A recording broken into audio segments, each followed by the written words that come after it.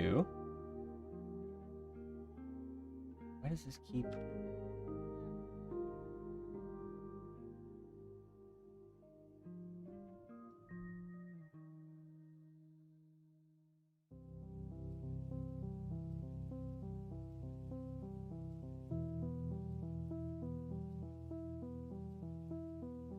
Sorry, my OBS is being weird.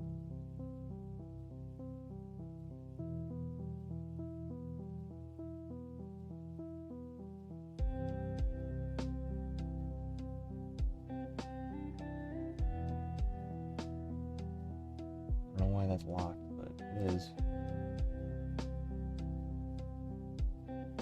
There we go. I'm not in full screen. Okay. How am I sounding? Okay. Levels are good. We are online.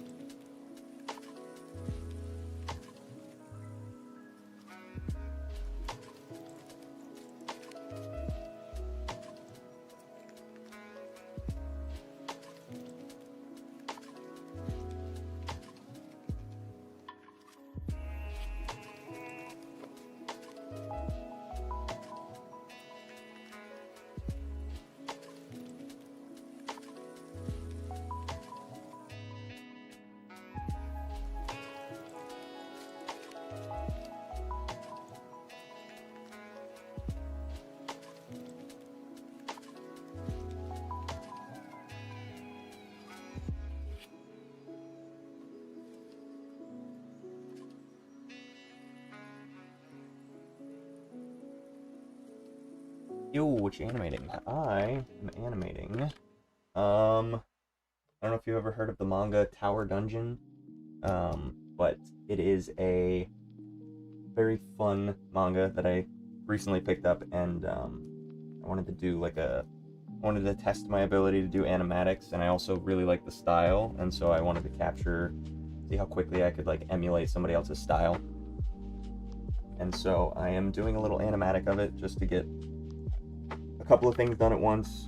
And I also want to do some voice acting, so I did some voices. But here, I'll show you the sequence I'm on currently. It's a much longer thing. I feel like it's going to be like maybe 2 minutes, but just this snippet. And I'm going to cut these out because they are impact frames. And that does get annoying with the flashing lights and such.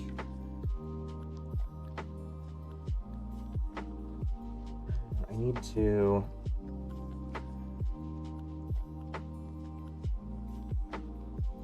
I'm going to piece these, the run cycle together and probably do some more in-betweens in there just to give it, to translate that flow. I do still want it to be like, you know, jarring at the speed. But I think the back and forth is a little too much.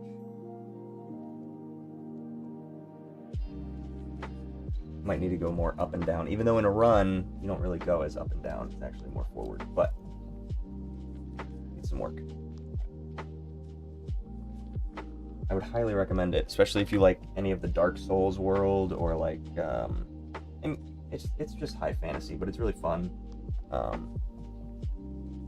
wouldn't even call it high fantasy because it does kind of take place in like, the main character is like a little peasant boy, whatever, who has some ungodly strength for some reason. It's very fun.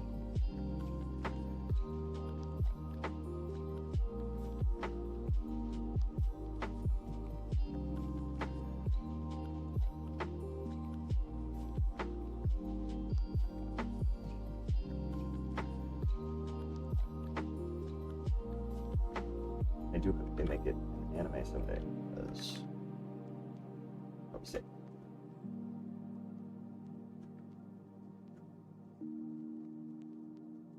So I'm currently working on some impact frames.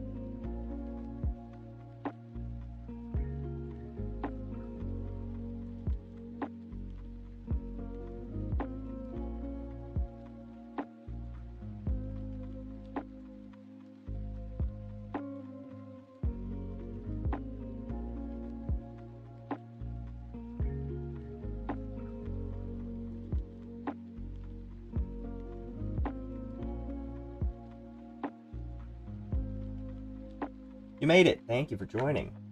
Welcome in.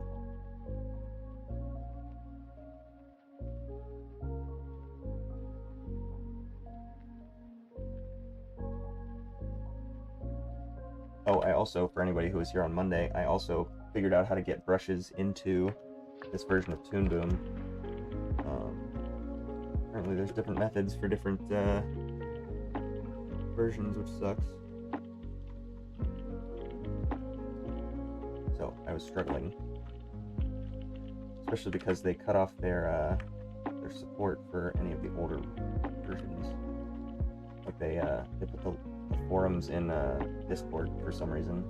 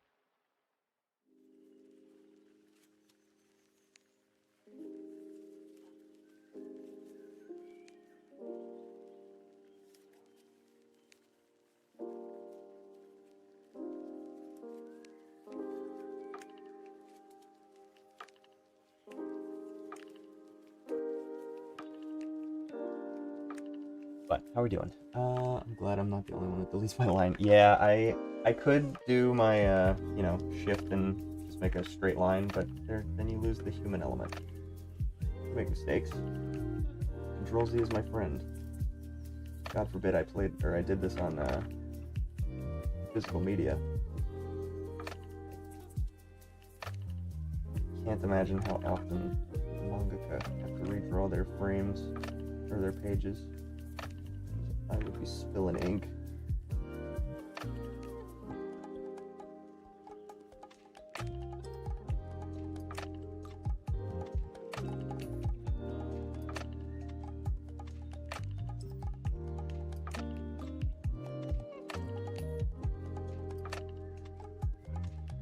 Also just a good exercise for hand-eye coordination. Just trying to draw a straight line. These aren't actually straight. I'm realizing that when I naturally draw a line, I curve a little bit. But I've kind of challenged myself to hit these little lanes I made. And they're good enough.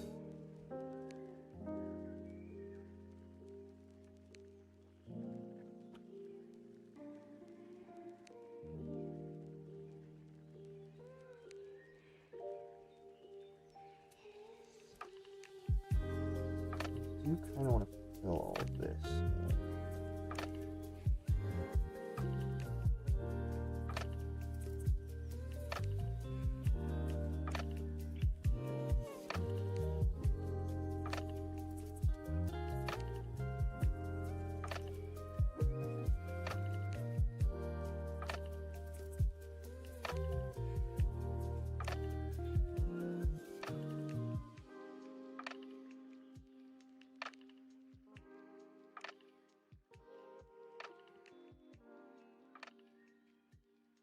Yeah, I do want, as as authentic as you can get with digital, I do want an authentic line for sure. It's a good way of putting it.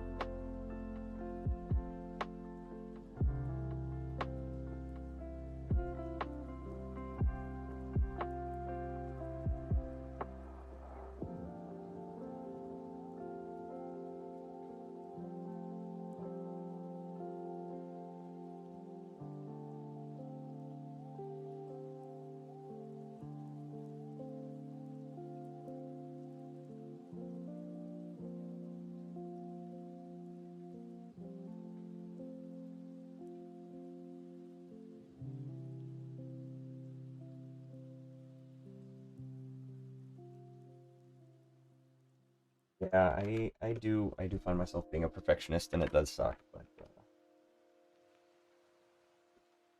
I'm getting better about like not even just letting stuff go, but just realizing what it is that needs to be let go. Where I'm just like, this is not important. You know what? I think I'm gonna leave that lighter because it's a blade of a sword, and so that kind of gives it some depth. kind of like that this is staggered. Let's go change my brush a little bit. Let's see.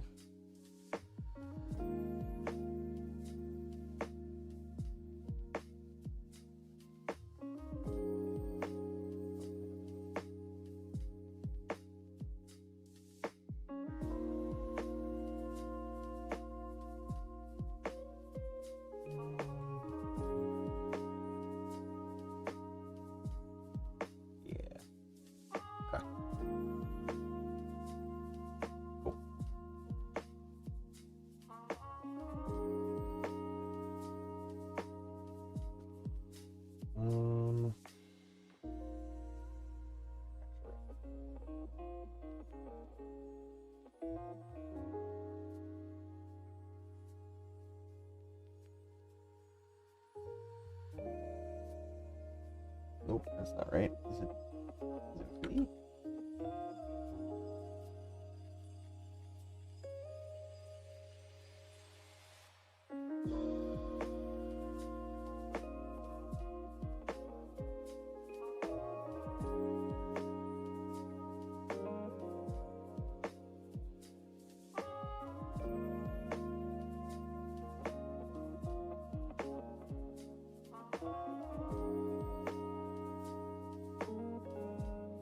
What are you animating? I am animating. Hello. Also, hello. I am animating. I don't know if you've read Tower Dungeon. It's a manga from. What is that guy's name? Let me go get it. Let me go get it so I can show you. I'll display it. Because I highly recommend everybody read it. Very good. Tower Dungeon by Tsutomu Mihei. But it's so good. Like his backgrounds, and then all of his little details, all little zombies, and then that's the. Where's my which finger am I? This, there it is. That's the protagonist. He's very funny. He's the stupid little farmer boy. But it's really good. Let me find the section I'm animating. This guy. I don't know, they've got this little ragtag bunch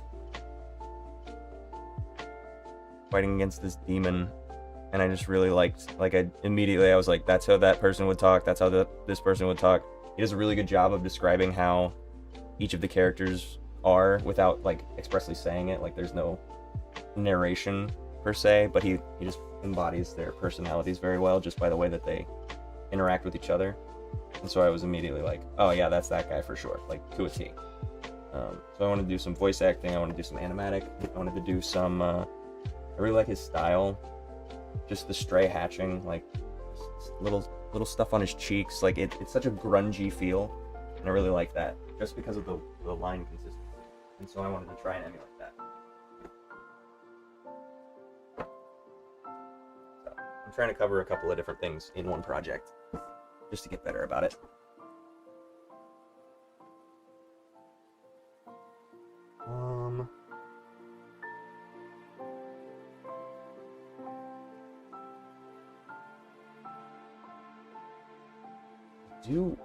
I do want to do the follow through, but it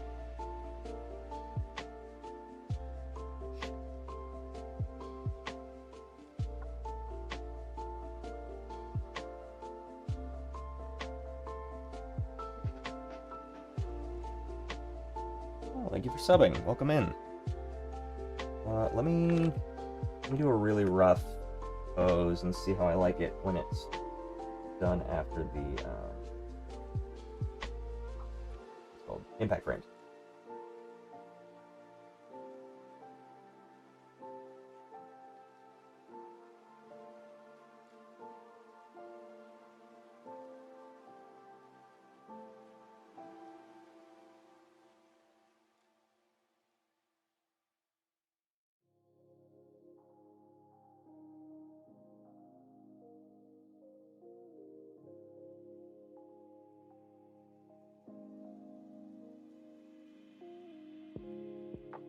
I was struggling with a swing.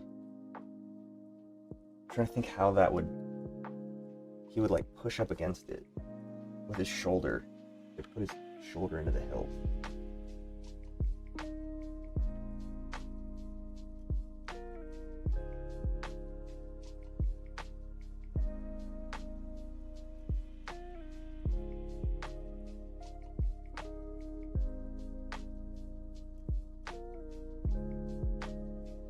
And this is the problem that I have when I'm animating, is that I constantly am just like, oh, that would be good. Oh, that would be good. So I I keep doing that. All right, what's up? Nice. Never heard of it. It is awesome. I would recommend it. It's really cool, especially if you like Dark Souls, or at least that world. You don't have to like the gameplay. I do personally, because I really enjoy bashing my head against a brick wall, and I always do heavy build for sure. Just a big buster sword, gut sword every time. Same though, I stopped obsessing with my learner. Bye biking. What's bye biking? Is that like goodbye? I don't know. Yeah, I know, but I need to finish projects so I can move on to other projects. I have so many things on the back burner that I just never get to. So, we'll see.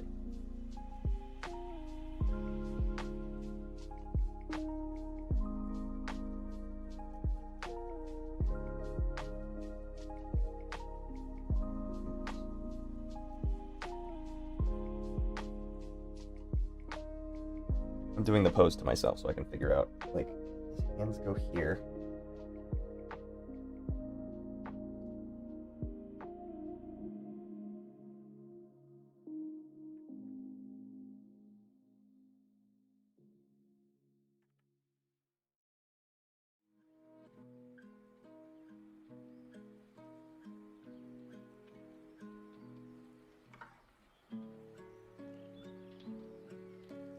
Maybe I just do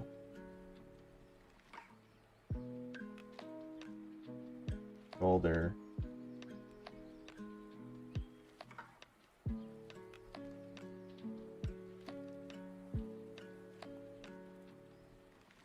and then goes back here.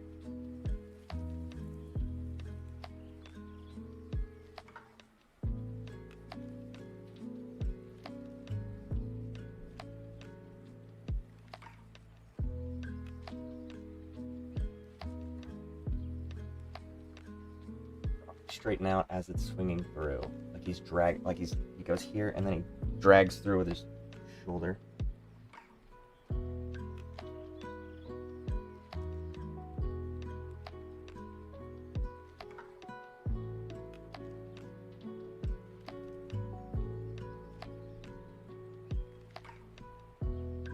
His right hand is on top.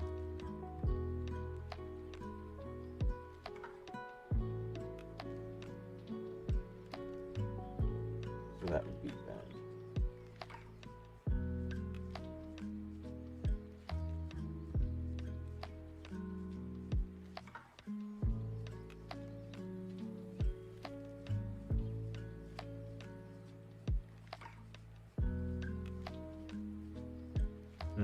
I also need to see the pose afterwards.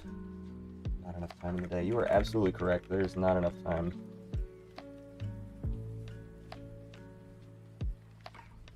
Also got to make sure that I'm staying within my thought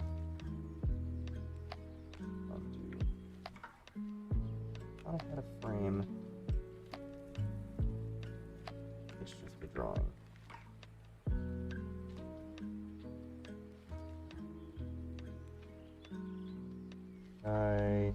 Something off.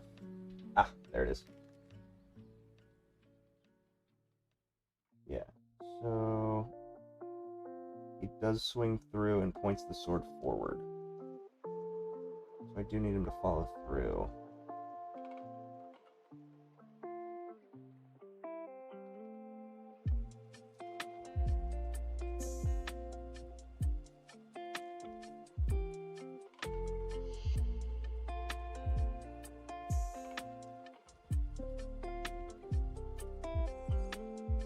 It's over there. That is bent.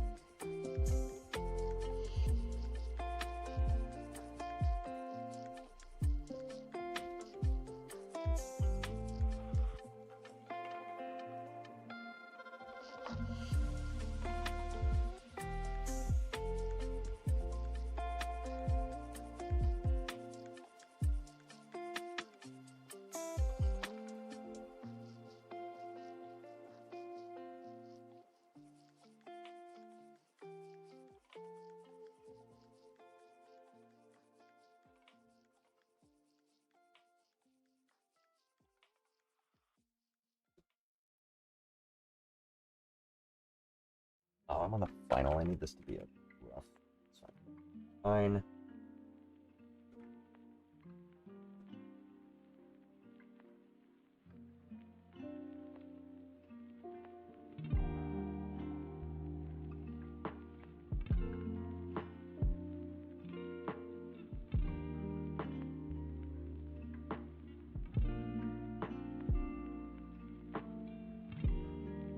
Oh no, that would be in front. Huh?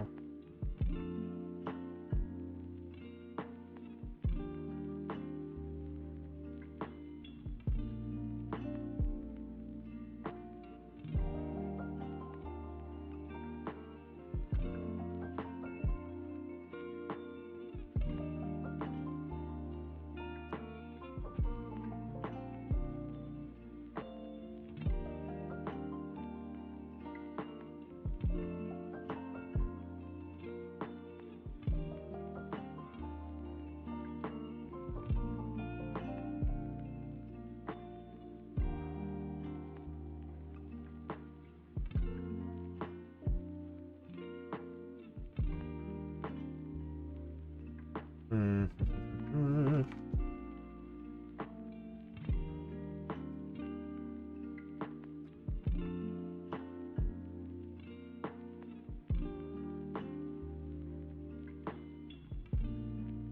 I have to make sure I'm breaking up the shapes enough. 16 viewers.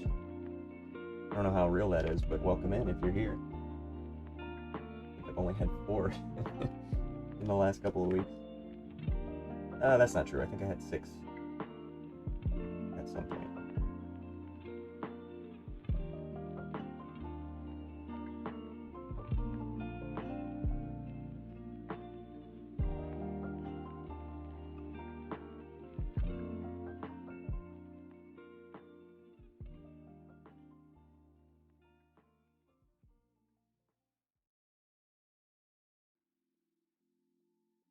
It's like a weird angle.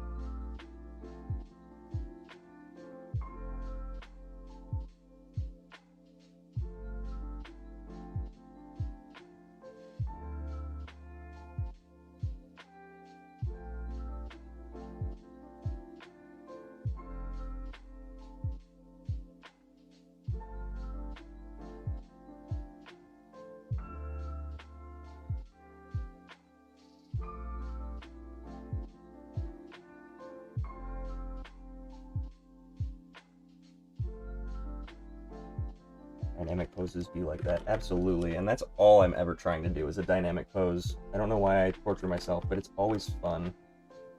And I think I like the eye. Sometimes I make stuff and I'm like, damn. I think I can make it pop more. Let's see what I can do.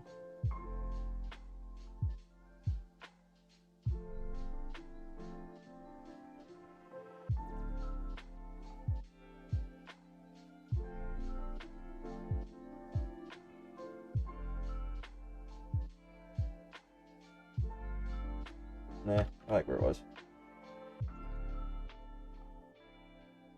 The beauty of 3D. Or not 3D, 2D, digital, that's the word.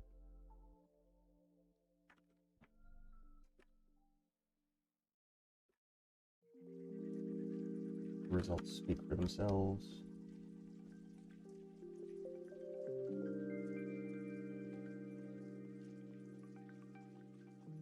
Shoulder more forward.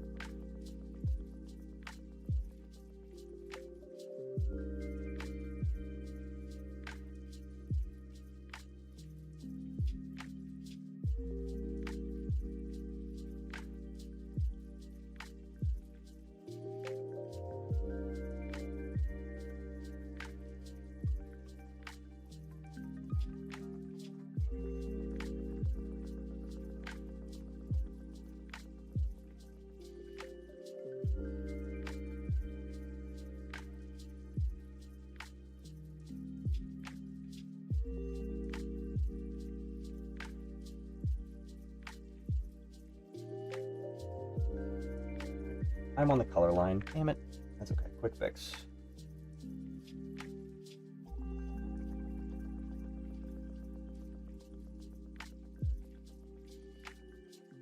I've only gotten into dynamic poses lately, and they kick your butt, but they feel really accomplished. End of the piece. Absolutely. The Sonic one from the video, you know. That one I was really happy with, because I have this I have a Sonic anniversary book that has like a bunch of concept art from different games over the years, and what was the one? I think it was Sonic Mania was the one that had some concept art, and I wish it had credited the artist so then I could look at them and find who they were, but it didn't credit them in the book. But I did a redraw so I could try and figure it out. Where is he?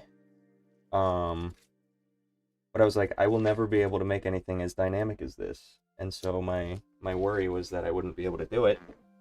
And then I did it. And I think I accomplished it pretty well. So that was the study. And then where's the sketch? I gotta get to those two. I didn't put that somewhere. Now I have it.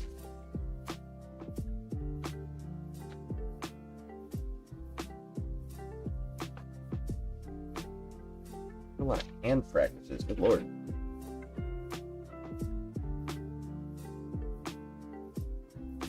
My little Gundam I have on my desk. I just did a little sketch. I was like, oh, I wonder if I can do like a contour outline. And then I rendered it. Where did you go? Sorry, I'm distracting from the actual thing that I was doing.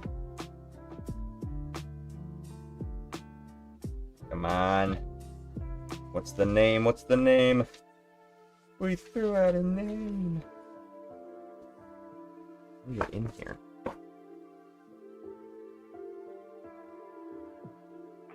Well, that Sonic, I also love that it was the video that introduced me to you, since it was about getting your art out there. Yeah, that was why I made the second one. I was like, man, that's a great idea to just be like, look at doing the thing, did the thing. Very funny. And I'm glad people like it, because I also like it. And I think that's generally when stuff... Oh, there it is. Totally missed it. That's generally when stuff goes well for me, is when it's something that I'm super interested in. Other people like it. However, Pikachu did not get any attention initially, which sucks, because I spent a lot more time on him than I did on Sonic. But it's okay. Because now he's getting some attention, so I appreciate that. Like, that was one that I was like, oh man, this is gonna go viral. He's a breakdancing Pikachu, are you kidding me? But I released it at the wrong time, I guess. Although it was like right when I saw a bunch of other people doing like Riolu breakdancing in front of Mewtwo or something, and then like Kriplup came out at the same time, so I don't know. Actually, I was before Kriplup, by the way. Okay, so I've got... This was the original... This was the concept art from Sonic Mania that I copied, and then I broke it down into little parts, because it's like my favorite way that Sonic has ever been drawn in these proportions, because I like old Sonic, but I don't like the renders on the box art, because the renders on the box art make him like really weird 3D, but I really love the 2D aspect, and when they keep him like... They've got like Mickey Mouse rules where you always have to be able to see like 3 spines on the back of his head at all times. Same with Mickey's ears, where you have to see both ears at the same time. And I really like the rounded gloves, but then just like the indicator for where the fingers are with just like a little hump is really good. Like this back glove is like so fucking good. And then the foot, I was like, oh yeah, you can feel that it's slapping down. He's going fast. And then I was like, how do I do that? And so here's some concepts. I was like, I'll put him in a little different style. And then I did the, ooh, maybe he's like coming around a corner. But I did it, this would be like the pose after the pose that I made. that I ended on, and then I was like, oh yeah, he's skidding into the turn, and then this would be him like taking off again after that. But I really like the sketch, and I was like, oh fuck, I gotta make that real.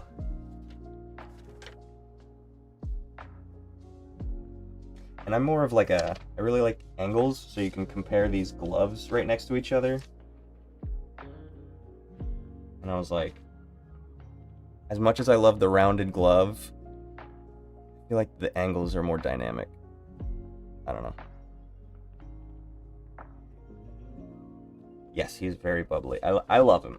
It's really good, and it is what inspired me to do mine. And honestly, I think I like the spikes in the original concept better than mine, and I did refine mine to make them a little more like they're going with it.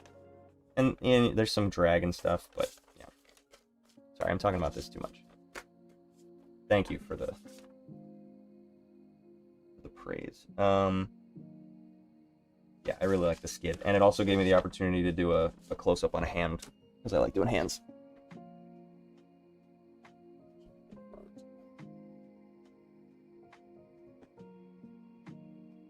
Oh, I didn't turn on my TV.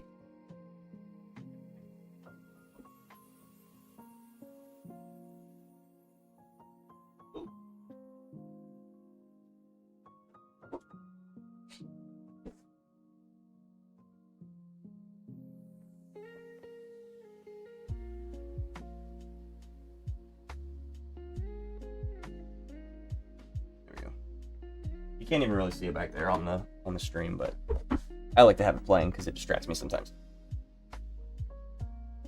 I love to hear about it. Thought process is everything. Absolutely. I really like the concepting. I feel like I'm more of a sketcher than I am like a full renderer, so I'm glad I was able to make that Sonic to fruition fully.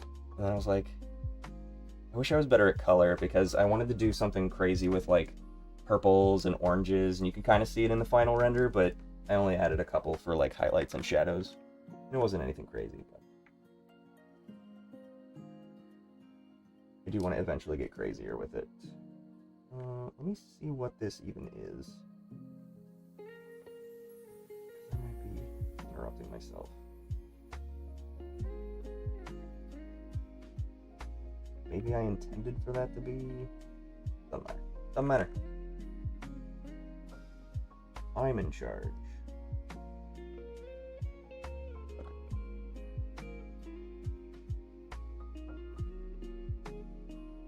As you can see, I got a good a brush in here with some texture on it, finally. That looks nice. Uh-oh. Something happened. What happened? Jesus, I thought I crashed. Am I still live? Still going? What happened? I don't know what happened. It all just shut down. Okay, cool. Thank you.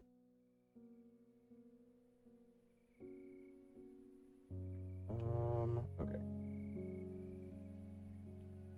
Let's see what that looks like. Oh, I forgot I don't have a background up.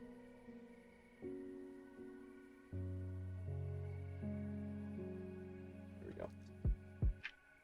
I feel like I need to clarify some of this.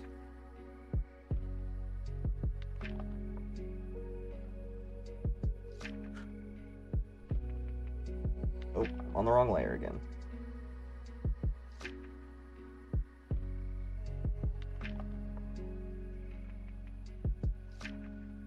Hello? There it is. Okay. Overlapping lines are so important. And I already went on a rant on this, but genuinely that was like a full game changer to my drawing style. I was like, this adds so much more depth and perspective. Like that truly is the trick to perspective, is just overlapping lines. Like if you figure out what it is that you can do with those to convey where something is in space, you're gold.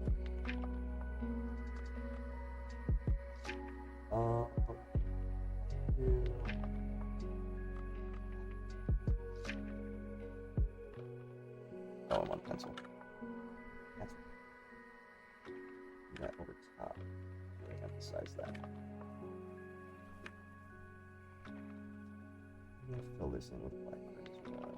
Do a smaller. Where we at? This is cool. I just draw two. Just somehow just lost my touch. Oh no, you're good. Keep doing it. I am not a purist when it comes to art, and I think that everybody should make art. Truly, like it does something to your brain where you just think outside of yourself. Very meditative, and it is kind of like a Rorschach test in a way for where you are mentally. And so whenever anybody's like, "Man, I'm really struggling," I'm like, make something. See if that helps decipher what it is that you got going on. Obviously, also go to therapy if you have like a severe problem that you need help with dealing. But just a general upkeep. I think that art, or like even writing, journaling, songs, anything, that is art. Something that's personal to you, that you're just like, I don't have to do this, but I want to. And it's only for me. And if somebody else sees it, great.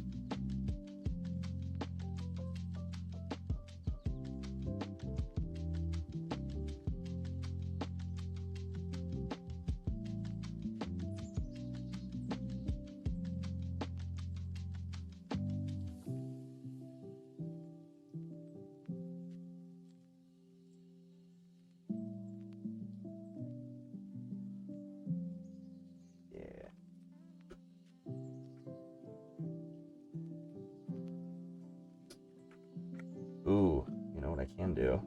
I always like to do like a little streak, just a little flare from where the eye was. The eyes are everything. The eyes tell the story. Let's do a little black burn on that.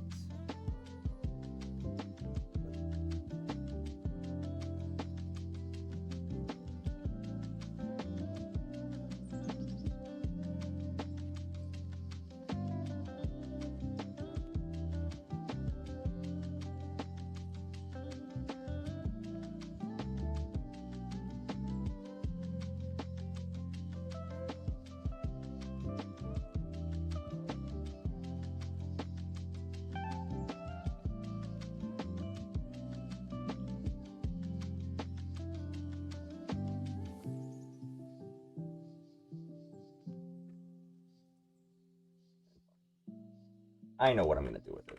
It's fine.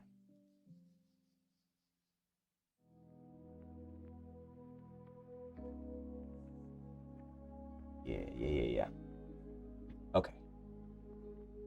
The mournful cry of every digital artist. The wrong layer. Every time. I especially forget in Toon Boom that there's drawing layers that you can use, and then I always do multiple like passes on different layers, so I've got a final and an in-between, which I really should be doing this on my my roughs layer, but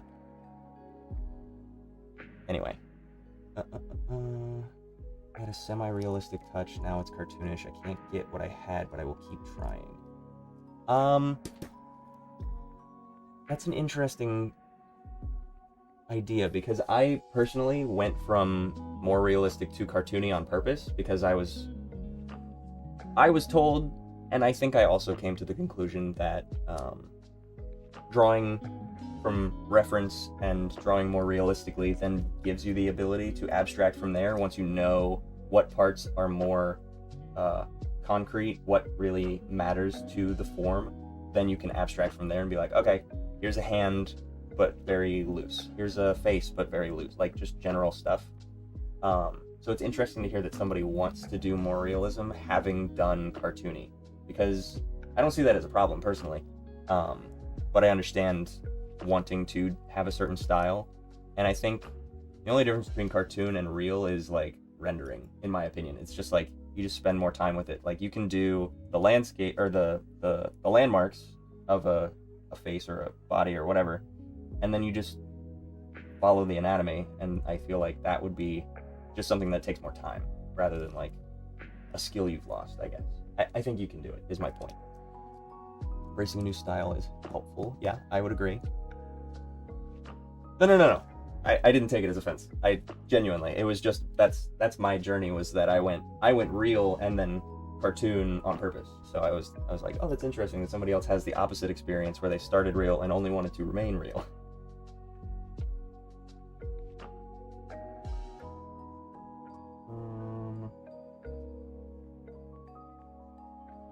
Hello? What layer am I on? Where am I? What day is it? There we go.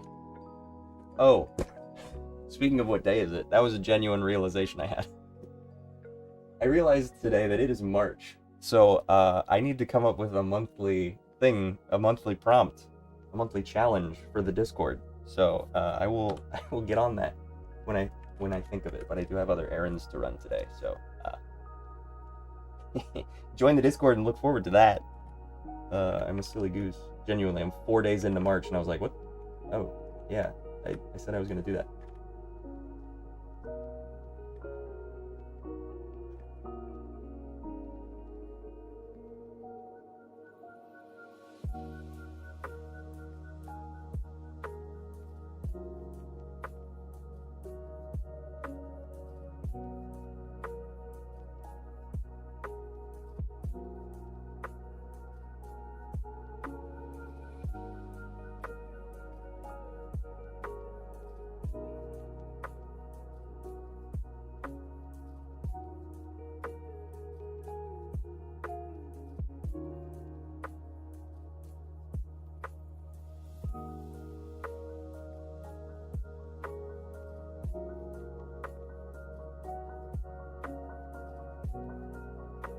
Oh no, wait.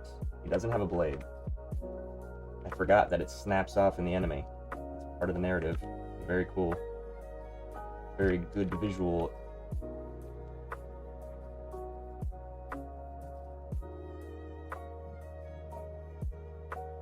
Yeah.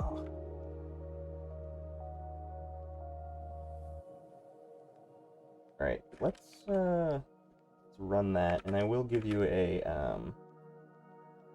seizure warning because this is impact frames and they will be looping, so if you are privy to that, avert yawn eyes.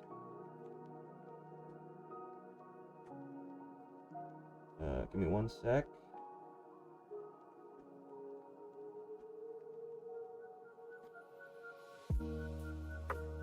Okay. Let me test this. Seizure warning for real.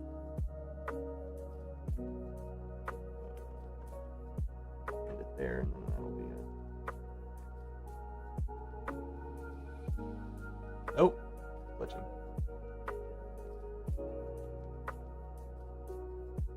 Okay, I need a couple more in-betweens there. But that eye follow is nice.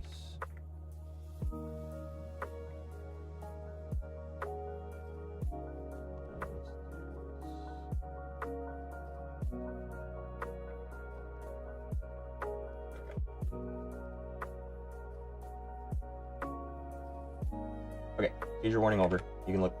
I'm not gonna flash you anymore. Okay.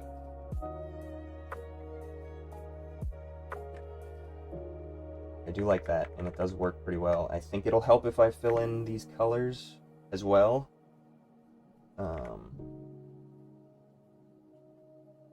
If I fill this garb in.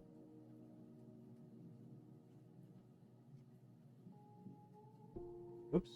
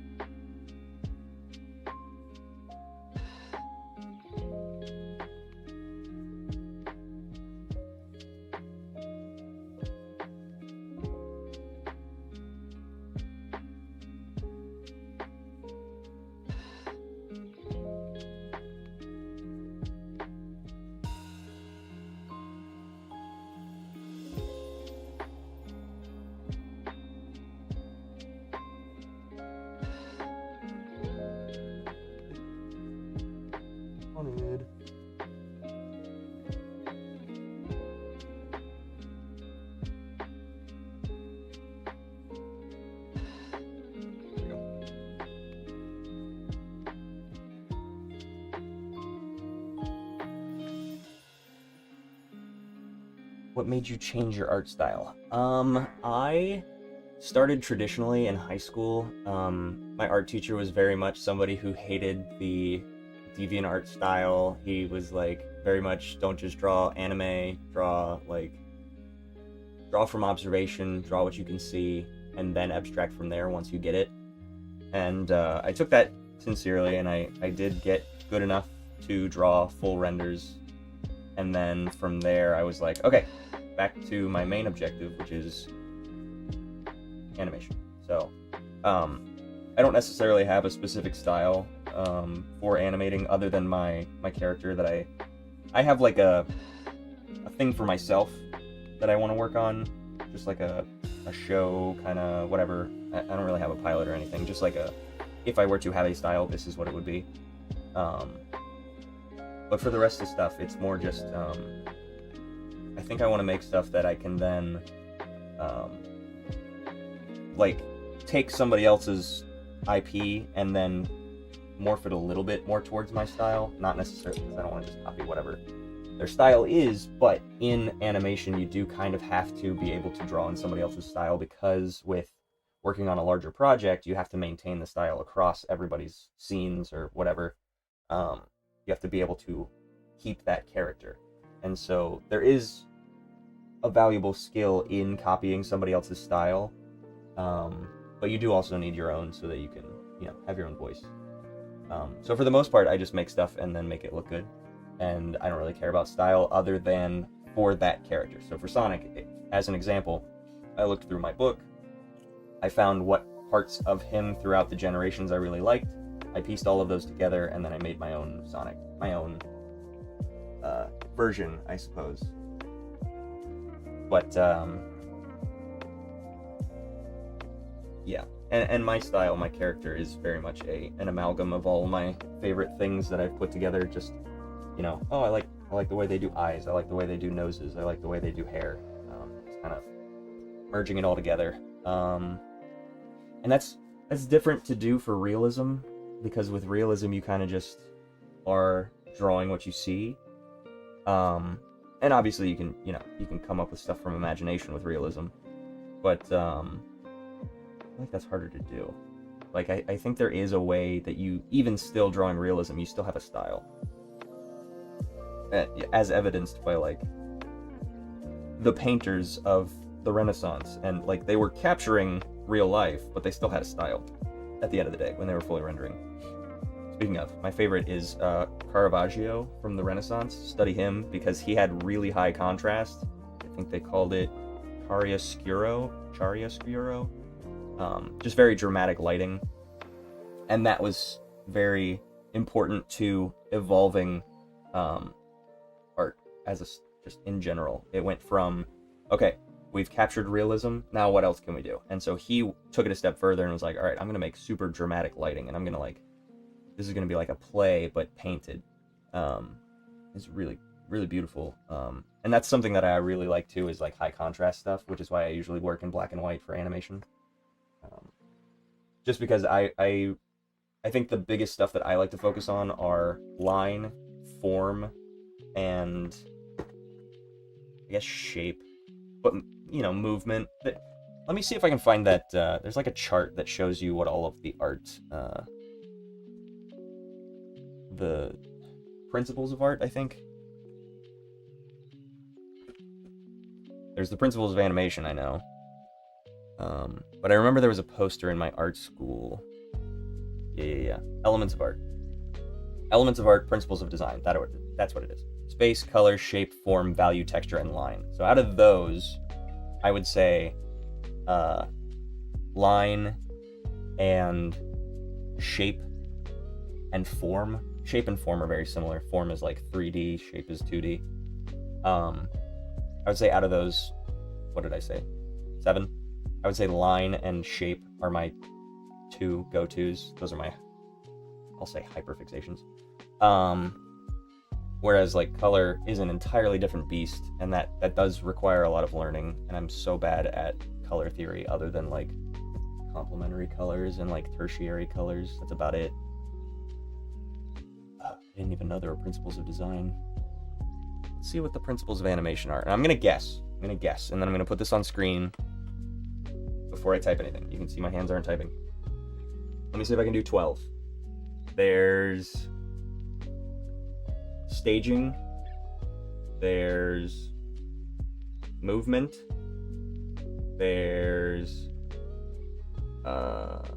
one that's like, it's retaining mass, and I can't remember the one word or the, maybe it's not just mass. Form?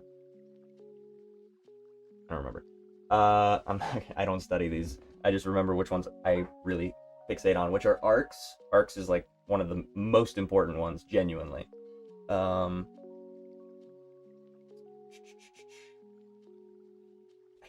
I think character. No. Appeal. Appeal is one of them, and that plays into character, where you appeal is like everything that has to do with making it aesthetically pleasing. So like the character, the way that it moves, like it's kind of a catch-all.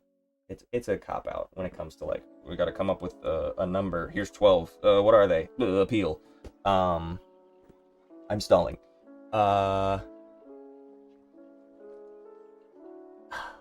Squash and stretch. I don't know if that counts as two different ones. We're gonna call it 5. Man, I could really use multiple choice right now. That would be great.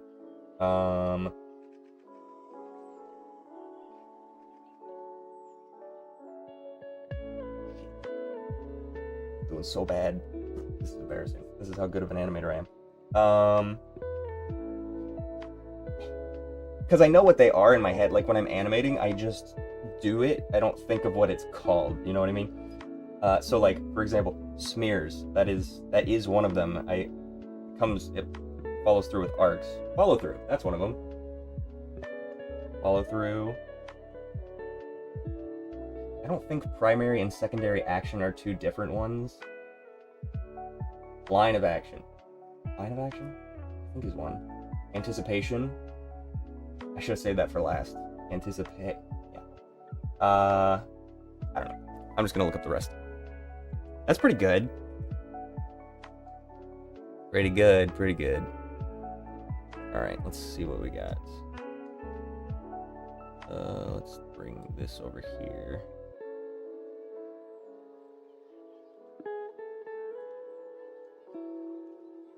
Hold on. Open image. New tab. There we go. Squash and stretch is one, so I'm glad I didn't. Timing.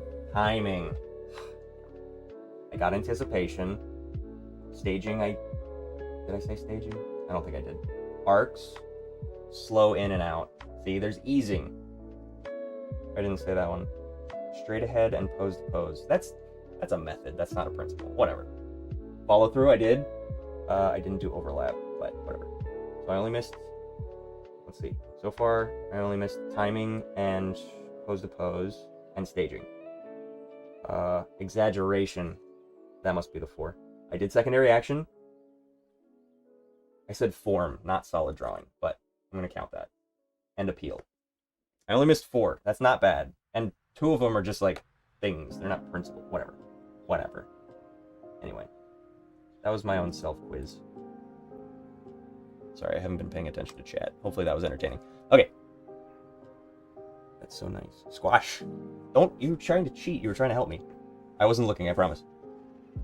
The best definition of style is process plus emphasis.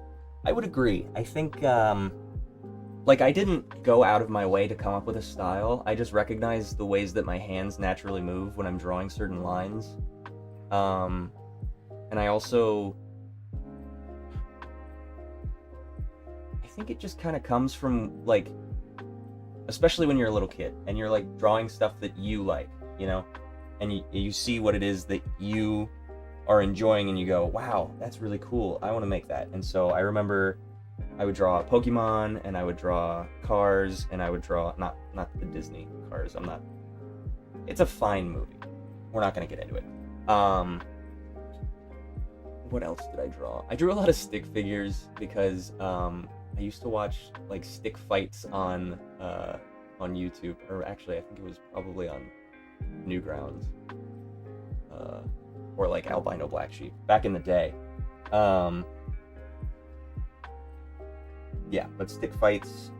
I watched a lot of gore actually. That's weird.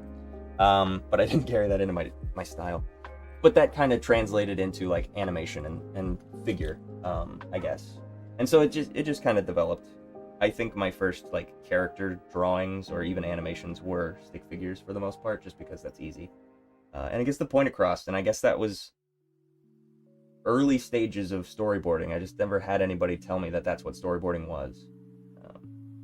And that's kind of what it is. You just, it's not stick figures, but you block out the form and you show where they're going to be, and you get the point across. That's it.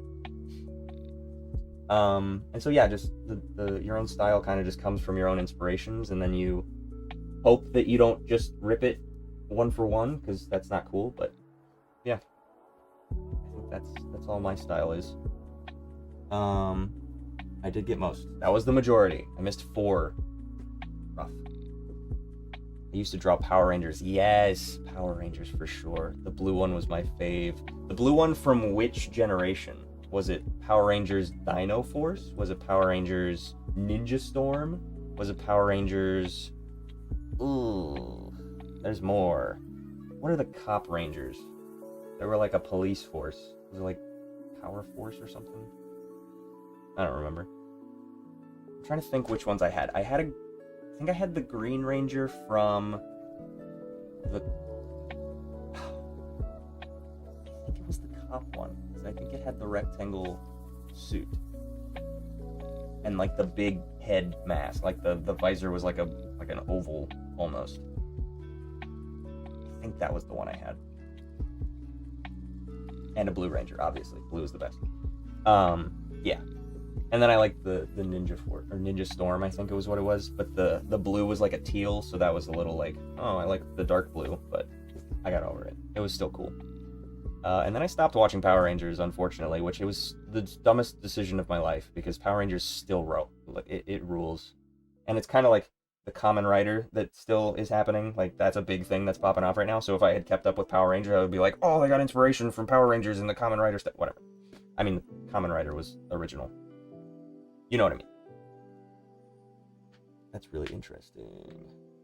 I think Samurai. Oh, maybe that's what it was. The only form of Power Rangers I watched was Ninja Steel. Okay. Let me look. We're gonna go on a little Power Ranger side quest. I haven't drawn in like 10 minutes. I've been distracting myself. Let's find it. Power Rangers. I'm just gonna type... I'll type Samurai. Let's see what that is. Okay. Power Rangers Super Samurai. No. Is that a movie? That might be a movie. Power Rangers Samurai. Okay. Is that the one that I'm thinking of? Maybe. I could have sworn there was a ninja one that was different, because I remember that the ninja one only had 3 Rangers. And this Blue Ranger... Here, I'll put it over here. This Blue Ranger is blue. I feel like the other one is not. Let me find it.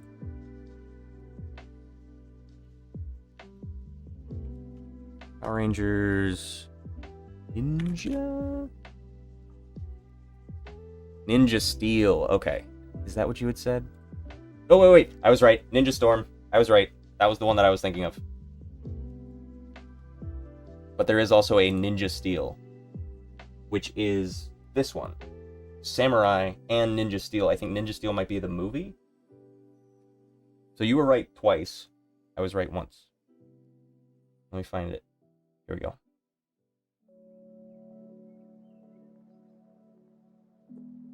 Pow. Oh, it's tiny. Open image in new tab. Oh my god, it's big. Yes, I remember. That's why I didn't like it. The blue one was a girl. I was a stupid little boy.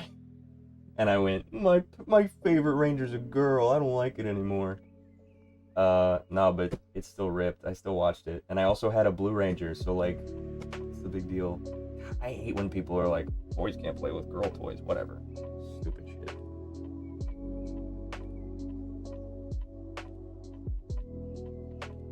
Anyway, why would you make your kid feel that way about a toy that they could enjoy? Bars. It is important to take small breaks, and I will also remind you to drink water. Hydrate.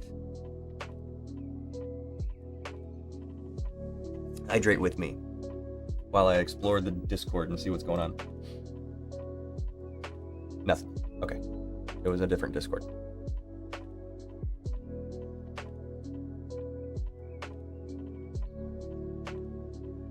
Awesome. Okay, sorry, my friend is... I think every boy did that. Yeah, I also did that with Pokemon for some reason. Like, I would only raise boy Pokemon, which later down the line I realized, oh, it's way better to have girl Pokemon because then you can breed with a Ditto. But, here we are. Yeah, so I got over that pretty quick. For the sake of strategy, before anything else. Yeah, that sucked. I think it was just because I like blue so much, and I was like, a pink symbol? Bleh. But I would like restart my game if I got my starter Pokemon that I liked that was a girl, which is rarer. It's more uncommon and more important, because then you can breed it. I'm not gonna get into the intricacies of all the Pokemon information I have.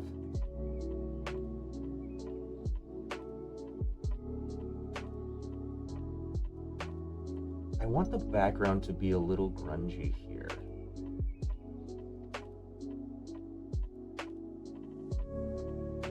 I think I do some offshoots. I think I do a couple of black offshoots.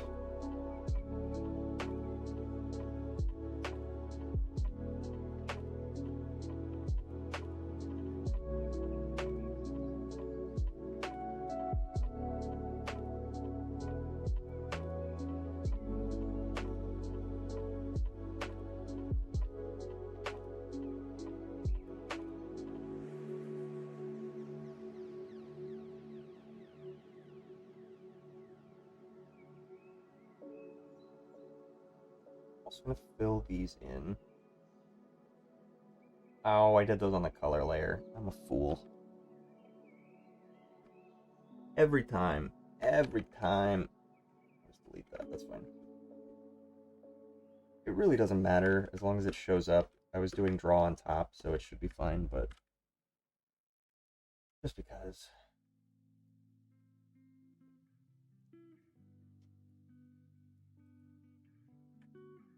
Oh, it deleted my stroke. There we go. Okay. Let me color this in.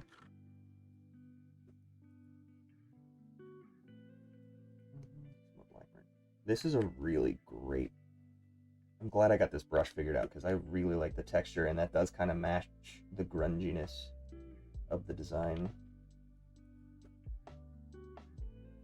Stuff like that, where I just leave like a little, you know, and then it adds some... Yeah. Yeah.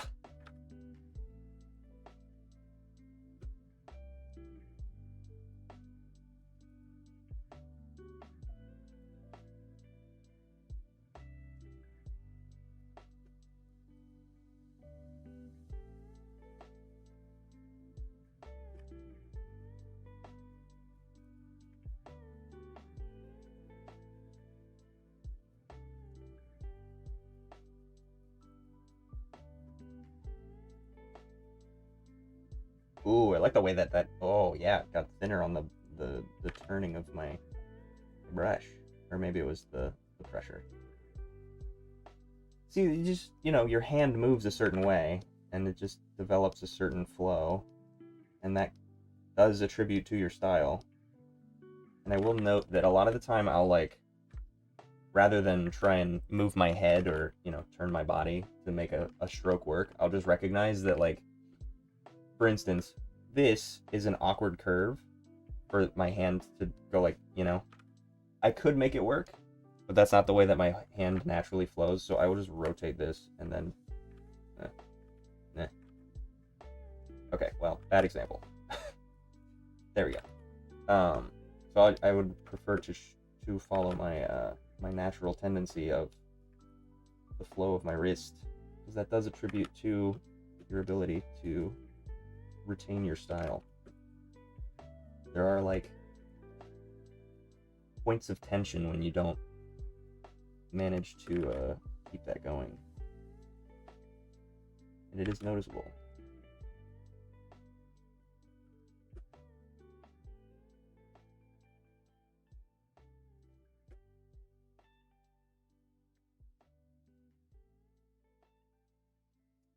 I do want to also add just a swipe here.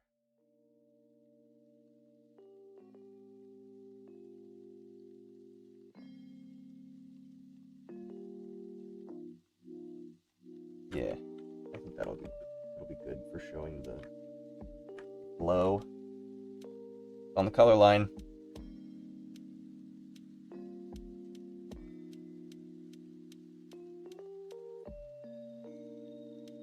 Why is this not?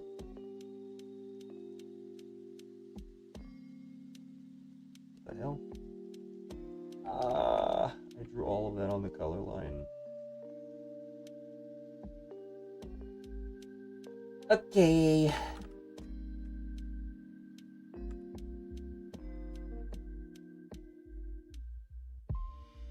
Fine, this is the rough. If I really want to, I'll go back over it.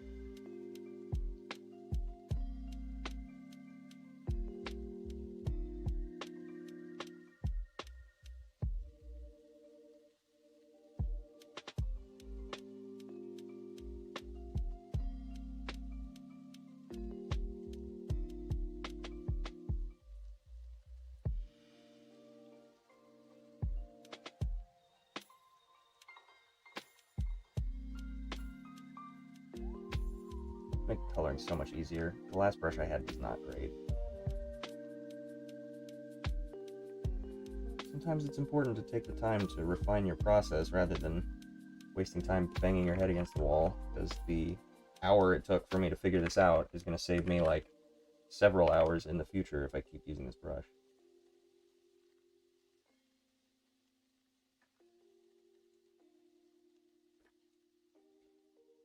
Where we at?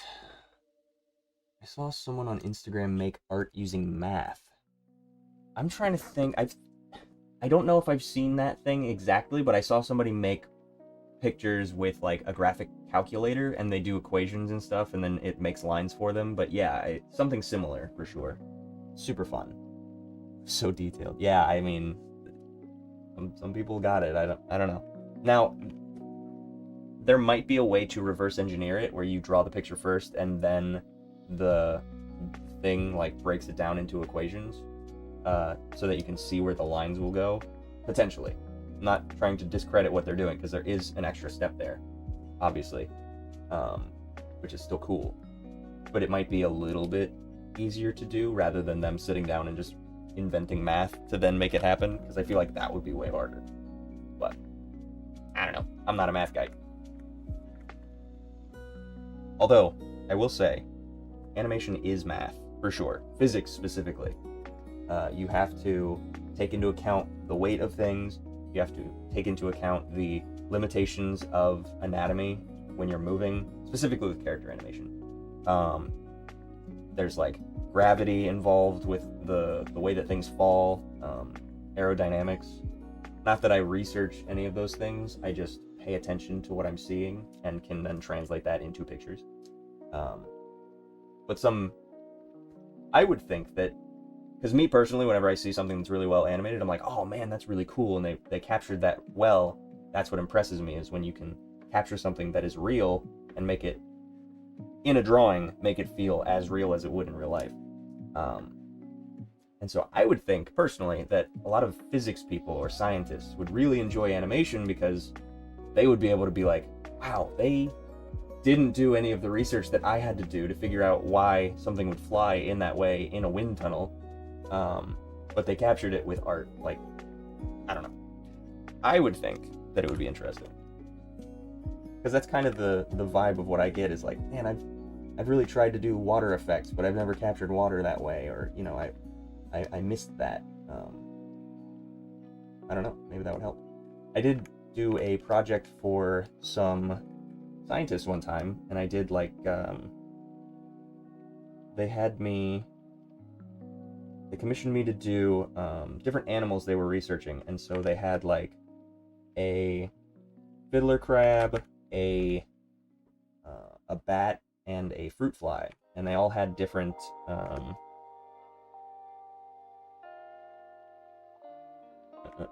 sorry, I'm trying to figure out the way that this is going to fall.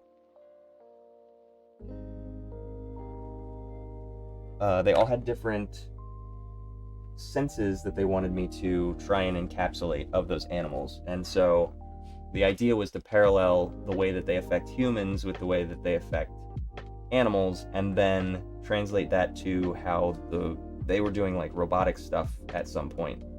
One of the scientists was making a robot that used echolocation to navigate a maze like a bat. Which, by the way, if people don't know, bats can see. They're not blind, so, you know, the phrase blind like a bat. They have limited vision, and it certainly is limited at night. They don't have night vision, so that's when the sonar helps them. But they can see. They're just stupid, and they bump into each other all the time. It's very funny. But yeah, and then the fruit fly was something to do with the fact that fruit flies have the same brain, the brain chemistry and the brain mapping is the same when it comes to smelling. So they actually have, like, their entire brain is focused around following scents, and so because it's so hyper developed, it resembles a human brain in that specific makeup. So we have a part of our brain that is smelling, and like their entire brain is smelling, which is interesting. So that there are ways that you can study the ways that affect humans, how certain senses attach themselves to. We have like hair follicles in our nose. That's what the antenna that fruit flies have do. Those are basically their nose hairs, and they just capture smells, and then their brain tells them where to go. Nose hairs aren't the thing that help you smell. Ignore me. And then I think they used that to figure out like how to better track our nasal receptors. I don't know what they're called. I'm not the scientist. I just made it look good. It was very fun. What did the fiddler crab do? The fiddler crab have very unique vision in that their eyes are long. Let me see if I have like a good representation. Here, I have an ocarina. I have an ocarina that I 3D printed. So imagine this is like a crab's eye, and like this is the stalk, and the eye is like oblong like this. And so like the whole thing can see, but the middle is where their retina is, and that's where it receives all the information, and so they can see the horizon perfectly because that's where their eye is even with the rest of it.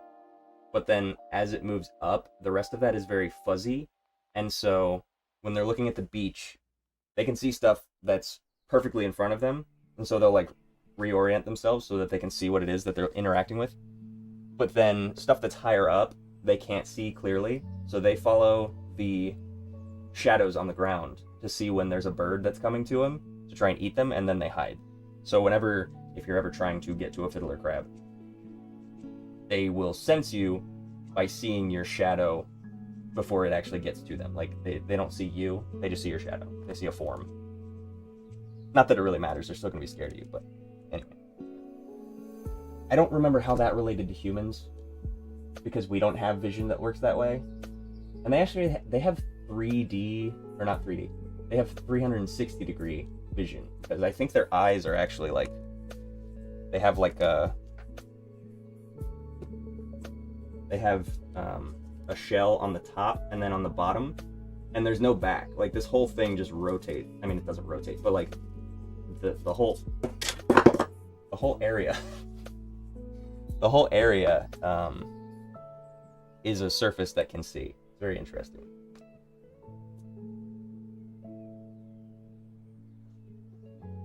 Mid-Nadiri Yagana. Interesting. I'll have to look it up, because I that might be the guy that I saw who did the math drawing. Anyway, sorry, I bored you with my my long story about animals and their senses.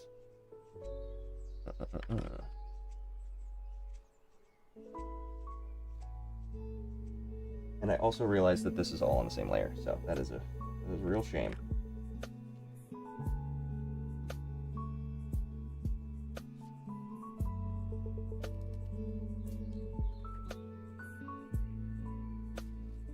Good enough. I'll play with it. Not bored. Okay, cool. Just making sure. I found it super interesting when they hired me, but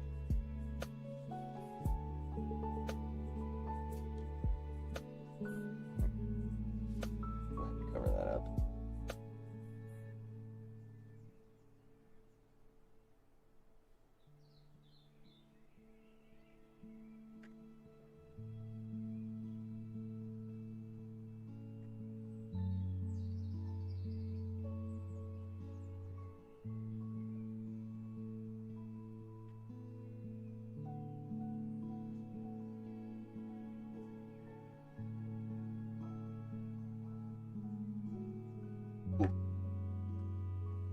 I don't know if anybody's an animator here, but something to keep in mind that I've recognized in animation is that it really helps to translate what shapes the audience is seeing if you keep them relatively in the same position and just move them farther back in space. So like here, the hands are here, and the hands are still here, moving back one frame. The head is here, and the head is still here, moving back one frame. It's very close together, so that isn't hard to read. Something that is going to be difficult to read is that the hands are here, and then the hands are here. So, to help carry the eye, I do want to add some flash, which should, in theory, if it wasn't all on the color line,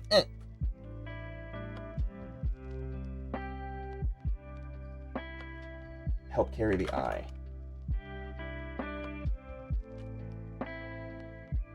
I now have crab facts. Yes, the crab fact is that they have 360 degree vision. I think it's 360 degrees actually. I could be wrong. Let me look it up. It might be closer to 270, but it is a big number, I know that. They see the horizon line perfectly crystal clear. That is your crab fact. Fiddler crabs specifically. I don't know about the rest. I probably have that scientist number. I could probably just call him up and be like, hey, tell me about your crabs. Let me rephrase that. They possess compound eyes consisting of approximately 10,000 ormatidia individual lenses, similar to a fly, I imagine. The eyes are located on long vertical stalks that allow for a wide panoramic field of view.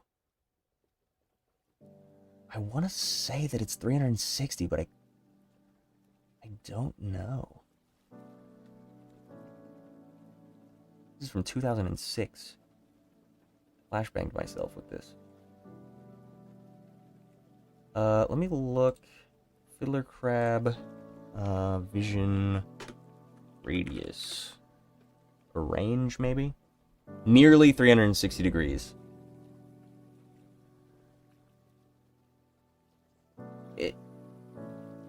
Let me not use the Google recommended AI. Fuck that. Let me get the actual number. Is this a video? No. Wait, yes, on a PDF. What the hell? What am I looking at? Just have a crab scientist on speed dial. I haven't talked to him in a while. I don't know that he would remember who I was, but I did work on that project for a while. It was like a 3-month thing. It might. But yeah, it was super cool. The bat guy was super friendly. I think he would be more likely to get my get my calls back. And I think I liked the bat the most because I was able to do hand drawn. The crab I had to do a lot of puppet animation, which not my favorite, but I made it work. And the fly was a lot of just moving stuff around. There wasn't too much. She didn't really care about the quality so much as the getting the point across. Oh yeah. Oh yeah. That's crazy. Oh, that's what it is. Now I remember. Okay. So they have like I'll put it on screen, but they have like an eye that it's almost like a black hole where if you look at it from any angle, you can see the like the pupil. I don't know what the actual anatomy is. I'm not going to claim that that's my crab fact. But you can like see the center of it from any angle because that's where it's receiving all of its light from. So when you're looking directly at it, it is seeing you and you can see that it is seeing you. So you can just at any direction, I think. Let me double check the validity of that. Let's see, 360. No matches. Okay, well, guess it's not 360 degrees.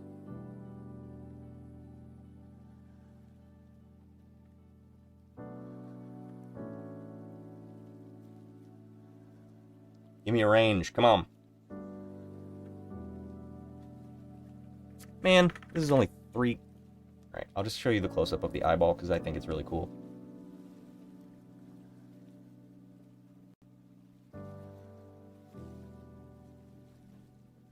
So you can see like that pupil is like always visible because all of that is surface area that is like eyeballs.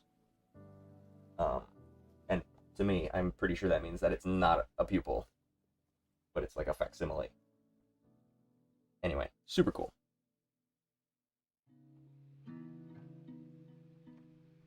Now I do still want to find. I'm not gonna pull it up over here.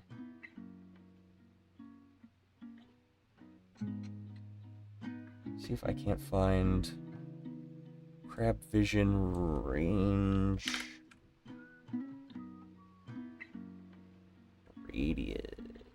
radius. Does that make sense?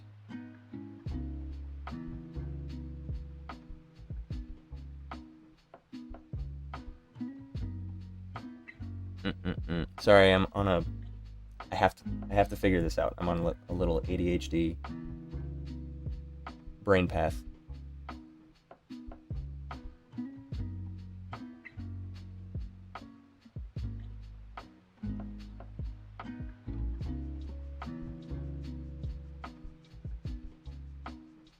Yeah, they were talking about, even in this article, they're talking about how they can identify a bird that's 20 feet above them because of the shadows that they cast.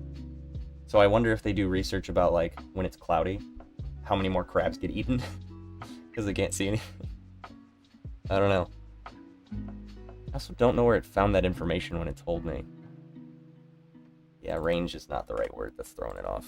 Fiddler crab vision radius 360. I feel like when you put in the thing that you want to find in the search terms, it shows you the thing whether or not it's real, so that's my problem with that.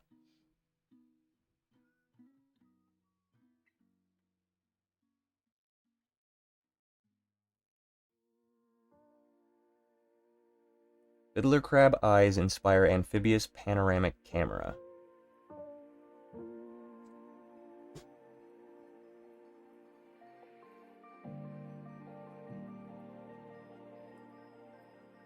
Man, they're very cute.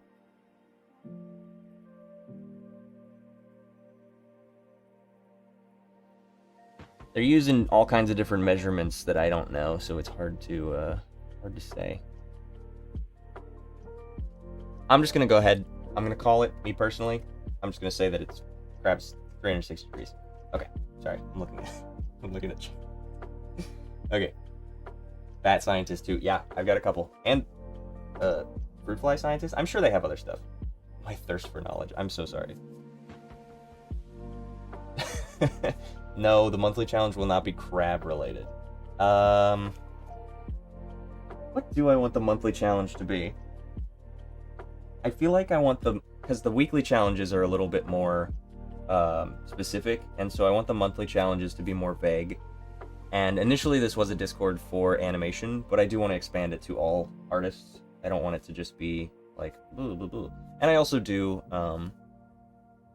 other art stuff, like, you know, I know how to draw.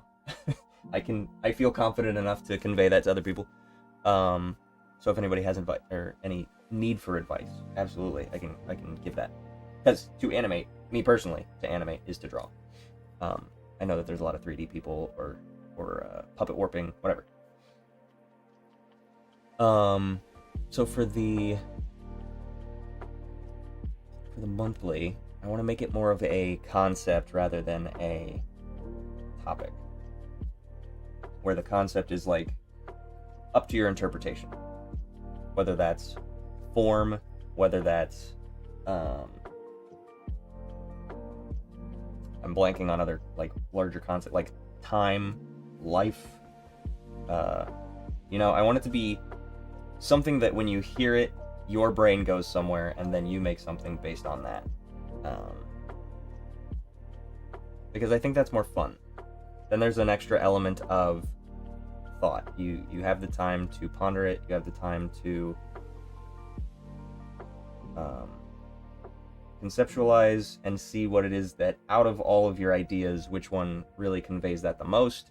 And then it also gives room for you to be very pedantic about it and get very specific, and you can fight me on your version of life or time, or, you know, you can fight me on the concept, and if you elaborate it and explain it well enough, I'll be like, oh yeah, okay. Not that I'm gonna reject anybody's submission or whatever. Like, this isn't. I do actually want to make it like when people put stuff in the monthly that they then I want to put I want to post it on my story. That's what I was gonna say. I want to post it on my story on Instagram, because that's kind of where I live socially. I want to post it on my Instagram and feature people, so then, you know, we can get this community going, get people inspired to want to post, because then there is an incentive to, you know, collaborate, free advertising, you know. Not that I have too much of a following anywhere. But, you know, just more fun. And I also understand that people have other stuff going on, so I'm not going to be like, oh, you didn't submit. Like, I don't know. But if you're already working on something and you can kind of make it fit into the whatever topic I choose, then you can submit that. And I'm not going to be like, you actually can't do that. I don't care. I just want people to have fun drawing. So I got to think of a good.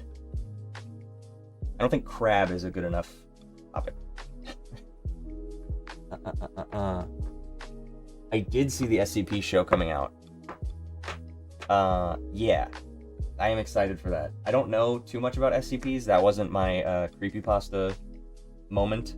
I feel like that was a little bit after me. I was more on creepypasta during the Slenderman, Jeff the Killer stuff. I didn't like Jeff the Killer, by the way. Slenderman was way cooler. The Russian sleep experiment, that was a good one.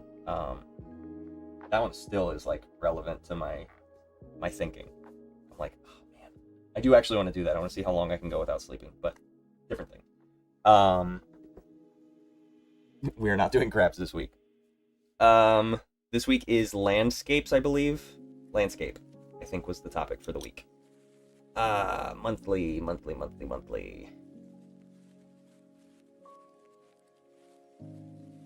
I am excited for the SCP show because it is animated, and I think that all animated shows are pretty good. They require a lot more thought than just a scripted whatever. Especially with all the live-action remakes that people are making, as opposed to, like, new and original content. Fuck that shit. You know where those live-action remakes came from? Animation. Anyway.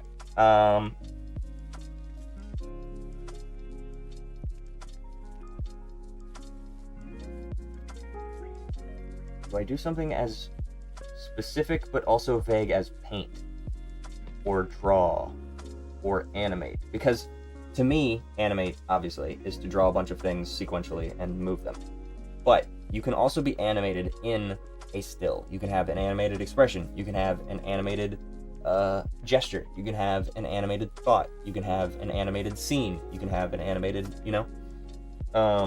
and that might be a fun one to kick it off with, considering it is an animation Discord. But I also don't want to turn people off from the idea of, like, I would obviously put all of this in the synopsis of what I want from people. But I don't want to turn people off immediately by the word being animate, because, some people don't like that, and that's fine. Animate. We can do maybe game. That has some open interpretation. We can do, maybe I do flight. I feel like flight is fun. Because flight could be fleeing, flight could be a bird, flight could be a plane, flight could be Superman, flight could be a lot of things, and I think it's vague enough, but also specific enough that it would be a good topic. I think it'll be flight. But let me write that down real quick.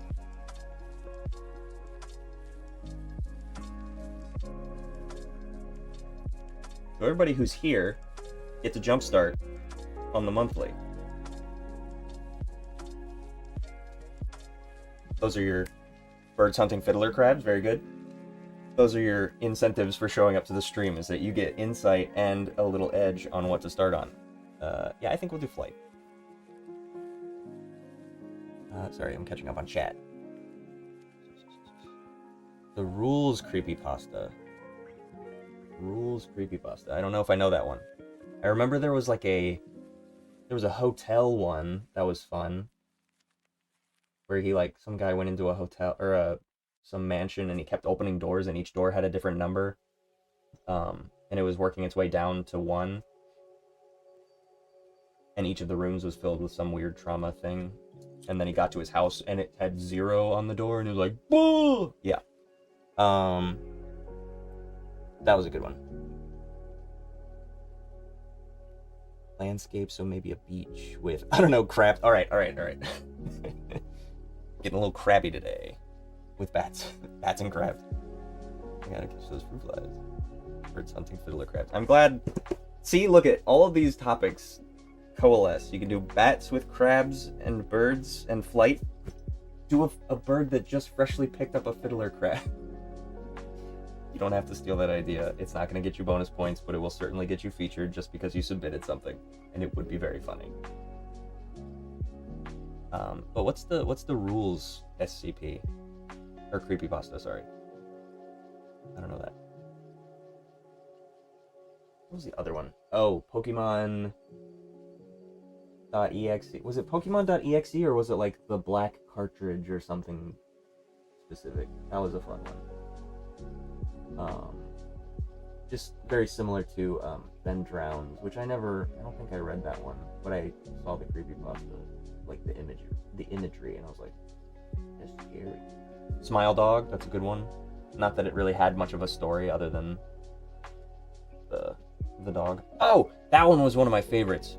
I really liked the there was one with there was a guy who, it was a very short one, but it was a guy who found the picture of a woman on the side of the road, and she was just doing a peace sign. She was doing this, and he thought she was cute, and so he took the picture, and he was like, oh man, I gotta find her. And he was wandering around town asking people for her, and then he thought he saw her at night, and he saw her across the street, and he went to cross the street, and then he got hit by a car, and then when he dropped the picture, it had her with 3 fingers. Oh, dude!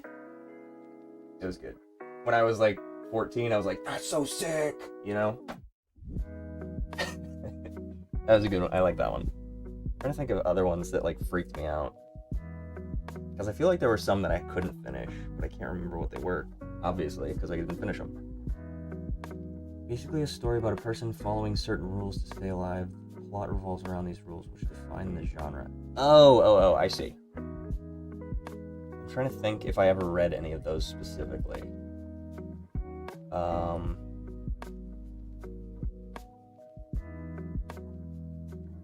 I don't know. Most of the SCP knowledge I have is from, you said that was a creepypasta, sorry.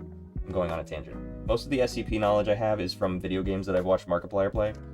The Red Fridge, the Staircase 30 SCP, what is it, 134 or something, the staircase, and the puppet that moves around when you're not looking at it, which is just the fallen angel, or the weeping angel.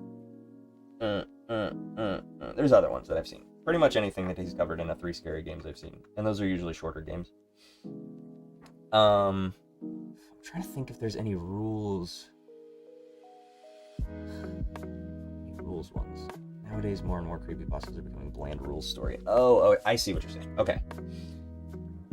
Interesting. And it is kind of funny that they fall into that. Like, there's a subgenre of creepypasta that is dominating the space. But yeah, I can see it, you know, if everybody's doing that, how it gets tedious. I liked when they first started, just when that site came out, and people just started dropping these random stories. There were some really good writers back then, actually. Although, you know, that's from the perspective of me in high school, so maybe it wasn't good writing. Because there were a lot of books that I was forced to read that I didn't really like that much, but I'm sure looking back at them, they would be a lot better if I had the context that I have now.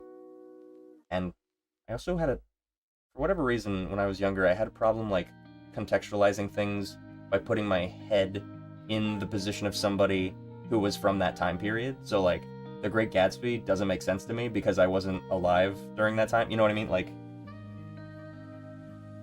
I was like, just don't date your cousin, and then problem solved. Like, that one was fine. The movie wasn't very good. I don't like Tobey Maguire. We're not gonna get into it. Like, non-will ever match Momo. Oh, Momo freaks me out. Yeah, that one I can't look at for too long. That one, ugh. Sleep Experiment, Slenderman. Yeah, Sleep Experiment's like peak. That's peak creepypasta. Slenderman's sick just because the game was really well done.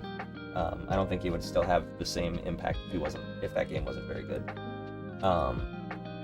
Oh, there was one. I remember one that freaked me out that I couldn't finish because it was so scary. There was one where it was like a woman who had like she went to the hospital and she just walked into the hospital and she had like a blank face on, and they were like, well, what's wrong? She was like covered in blood or something, and so they put her in a bed, and then one of the doctors came in and was like, what's wrong? And then she like just took a chunk out of his neck with her mouth, and she like her face never changed, and she just kept killing all these people. I don't know, but there was a picture that went along with it, and the picture freaked me the fuck out. Like, the face was horrifying. It was just I don't know. Whoever it was who designed the face did a really good job of capturing the weird, uncanny valley of a human and a mannequin combined. Like, they found the exact middle to freak people out. That one messed me up. That was a good one.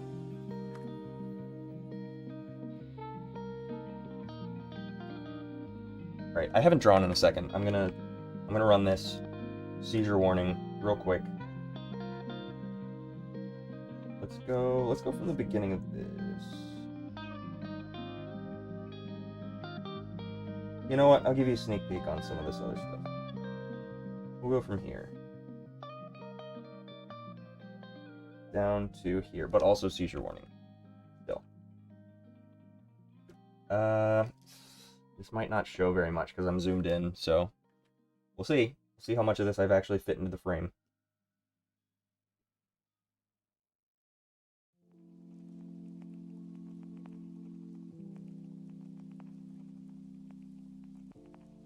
That's pretty good. The follow through is really nice.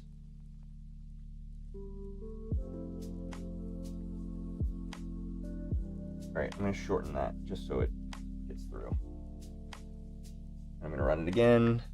I'll do full screen, seizure warning.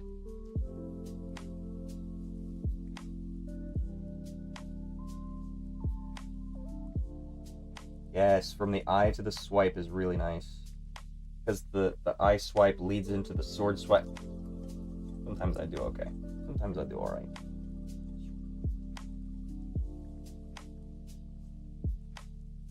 Uh-oh. I'm trapped. Okay.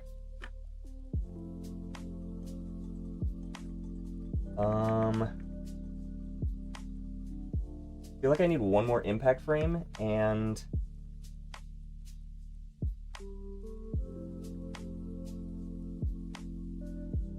probably one more in between right here, and I might just keep it, I might just do a hold, or a hold more or less. Hold adjacent.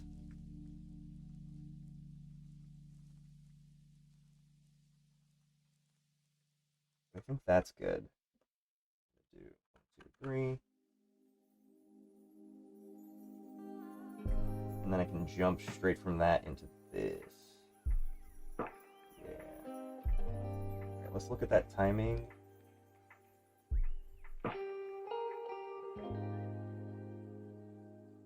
I have to animate right here. I have to animate like the blade like revealing that, and I think I'm gonna have him just like slap down, because I want this to be like a full clean cut through, and I want him to like that mass out of him is gone, and I want his torso to just like compress on itself, and then in the next scene he falls over. Super cool.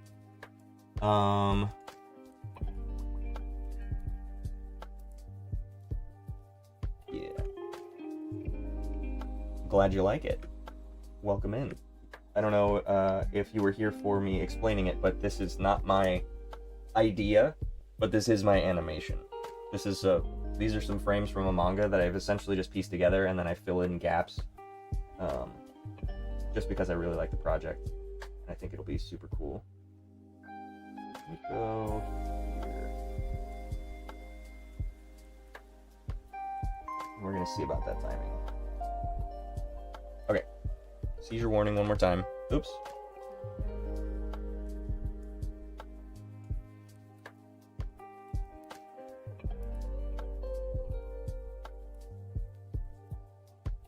Huh. I don't know why I didn't fill in those gaps where the sword flies away.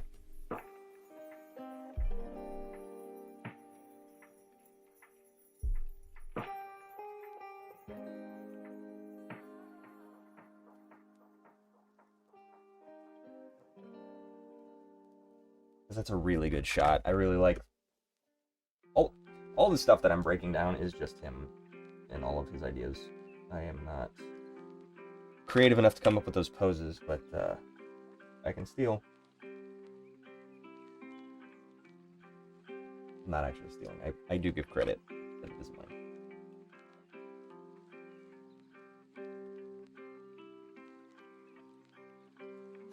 Oh, I want that. Maybe I just invert that and make it white? Or do I go extra with it?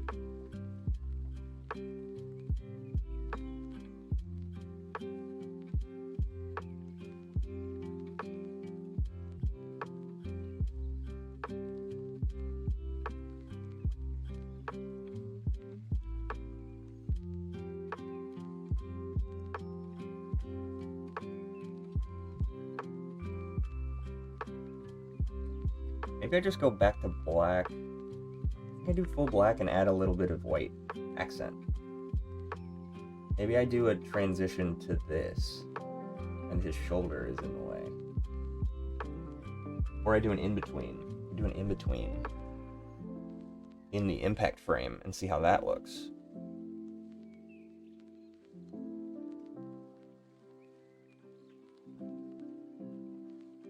Let's do that. So the shoulder has to come here. The sword hands are here.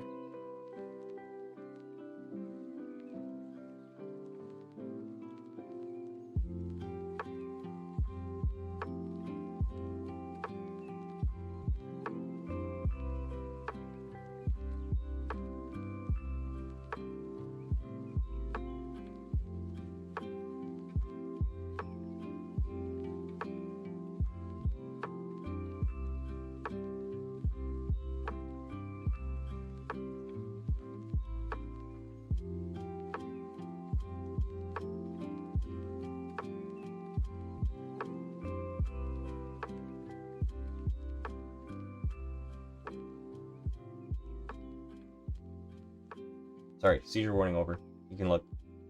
Well, I am kind of toggling back and forth, but I'm going very slowly. The story you describe matches somewhat to the expressionless, but the woman in it or the picture has a face. She does have a face. It must be the... I think it is the expressionless, because she does have a face, but it doesn't... The story was very adamant that it never moved. And it's just like a weird alien... Ugh. I don't like thinking about it. I'm probably going to have a bad dream about it tonight. That it did... I won't say traumatized, but it did scar me. There is some memory, some synapses are fused together against my will.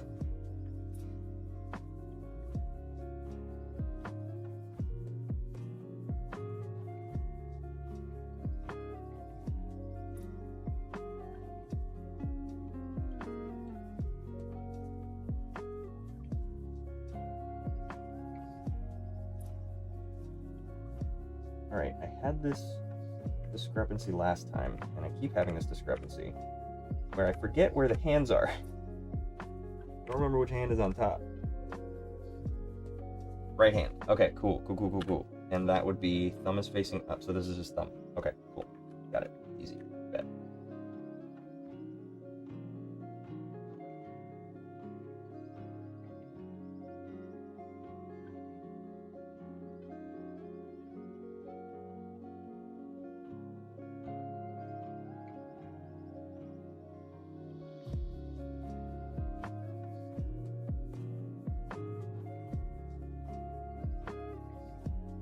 You know what I might do?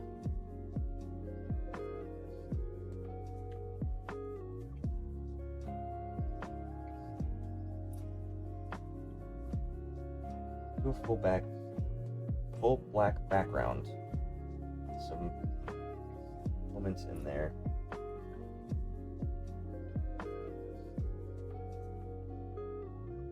Man, this brush is fun.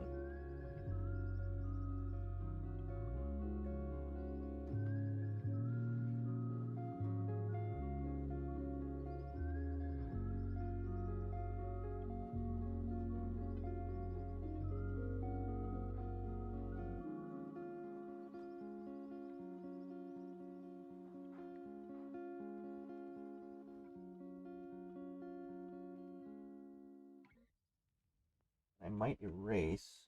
Ooh, I wonder if I can add.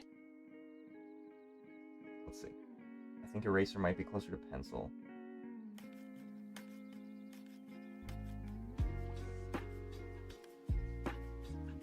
Where did that... There it is. Let's edit that.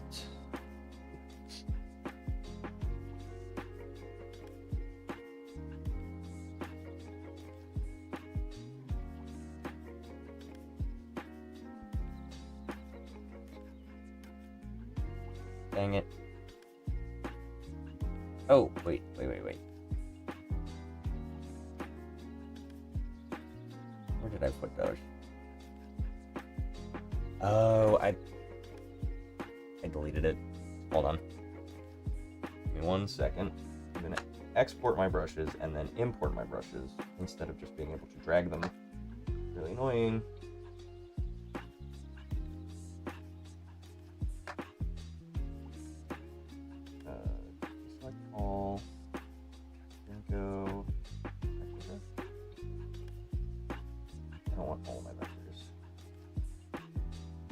Just do those two for now.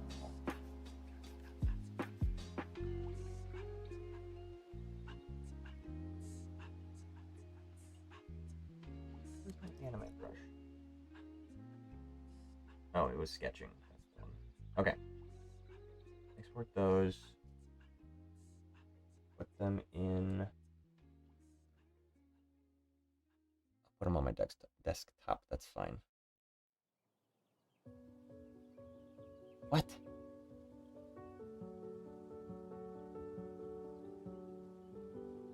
Yeah, sure. Okay. Neat.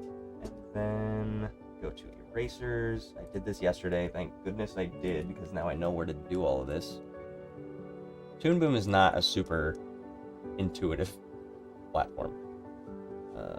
Import desktop default brushes. Excellent. Selected textures are already part of the repository. What? Then why can't I find them? Oh, they're there. Got it. Neat.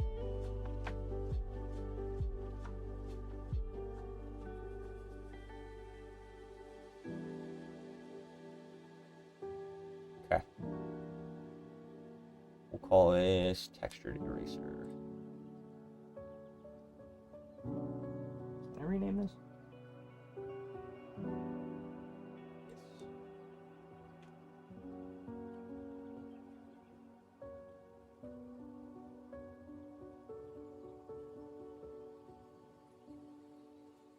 And bottom is not capitalized. Okay.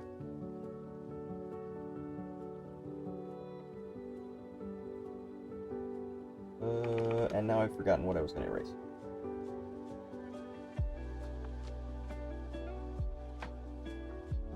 What is happening?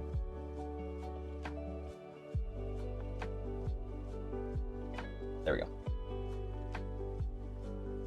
Using the wrong shortcuts.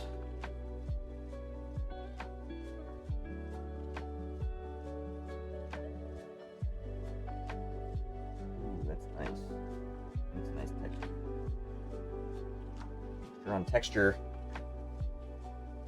and then I do need this bigger arm. Come on, there we go.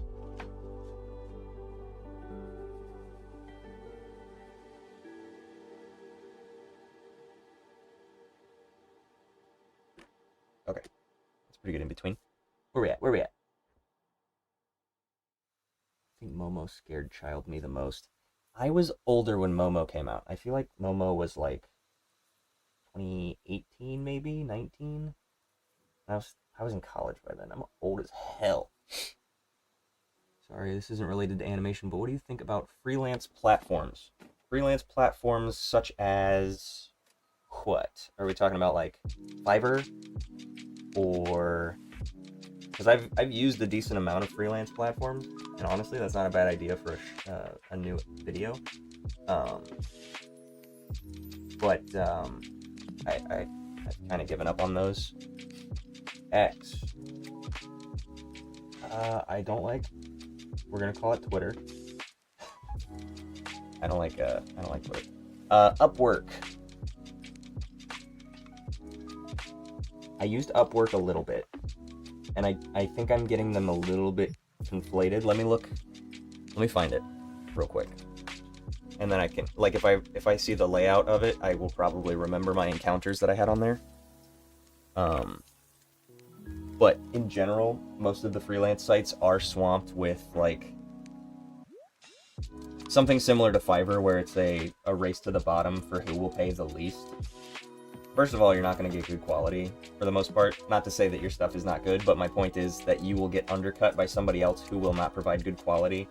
Or they'll just use AI because it's faster. Also not good quality, but Fiverr very specifically, I didn't get any hits because I think my prices were too high for what I was offering, and I don't think people expect to pay anything higher than $5, which is ridiculous for any form of art unless it's like a sketch, you know? So let me look at Upwork. Fiverr is the sponsored result. Hilarious. Let me see. Animation jobs on Upwork. I remember I had applied to I put my stuff on here. And this was one that I think I was looking at recently, but this might be one that makes you buy credits to then be able to apply to a job. There's always a buy-in on most of these sites, other than, I think Fiverr is the only one, but they take a cut of the final commission, I believe. None of these sites work for free, is my point. And so, if you know that whatever you're applying to is something that you think you're qualified for, and you are willing to do it for the amount without expecting to get an increase randomly, like I don't know that people tip on these sites, I would say go for it if you're okay. Because, like, this... Let me pull it up on... Is that a problem if I pull this up? Probably not. So, like, this fixed price, they're not going to budge on their budget. You know? Same thing, like, this one, less than 30 hours a week, so, like, you're not going to be a part of the team. You are specifically a freelancer. So that's something to keep in mind when it comes to, like, hours worked. You're not going to get any, like, benefits or anything. I'm sure as a freelancer you know that, but here's one. AI video designer. I don't know, is that even a job? Background animation from PSD file. You know, that seems fine, but like $200? I don't know. $40. 2D animated explainer video artist. We are a luxury menswear brand seeking a professional 2D animated explainer video to produce a premium instructional video demo. $40. No. No. Do not do that for $40. We're gonna go on a detour. We're gonna take a little trip. I'm gonna shit on this company. I don't know who the fuck they are. I'm gonna shit on them. That's fucking embarrassing. You're a men's luxury watch brand, and you can't afford more than $40 for your fucking animation. I'm pissed for whoever takes that job. I hope nobody does. That's asinine. Goddamn. That's insane. Do not. You know what? We're going in. We're going to see who it is, and you will know which brand to never buy. Premium instructional video demonstrating how to take accurate shoot measurements. 60 seconds of 2D animation for $40. They can go fuck themselves. I don't know who the fuck this is. I don't know who the fuck they think they are. They can fuck themselves. Absolutely not. Absolutely not. $40. Take your $40 and wipe your ass with it.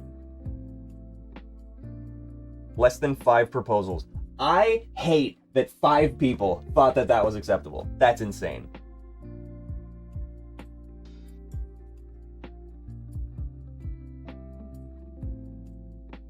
Tell me who this person is. Tell me who this is.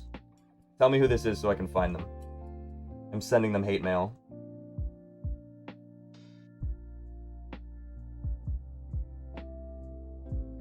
That's ridiculous. God, I hate that they have anonymity. That pisses me off. I'm really upset. I'm really frustrated. I'm sorry. I hate. For anybody who thinks that their watch is worth more than that animation, insane. Sorry, I assumed that they were watch salesmen, but they said they were doing like inseam and chest and shoulder measurements, whatever. Luxury male brand clothing, I assume. $40. I should give them a consultation email and charge them $40 and then walk away with their money.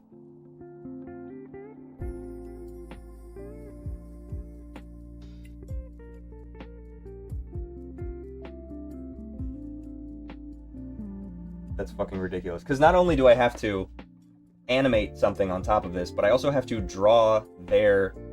Look at... Share examples of previous fashion or instructional animation. Elegant figure with clean labeling. I assume they want you to use their product. So I have to then be able to redesign that in an animation. I don't know if they want it cartoony or what. They're not even asking for, like, lettering. Like, is this graphic design? What? Clean, modern, minimalist. I'll send them a rectangle. How's that? Here's a moving rectangle. The chest. I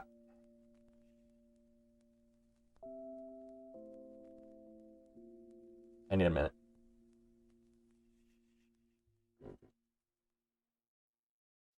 Because I'm a man. I buy clothes. A normal pair of jeans costs $60 probably nowadays. I haven't bought jeans in a while. Maybe $40 at like a bargain bin, like an Old Navy. $20 at like Goodwill, you know?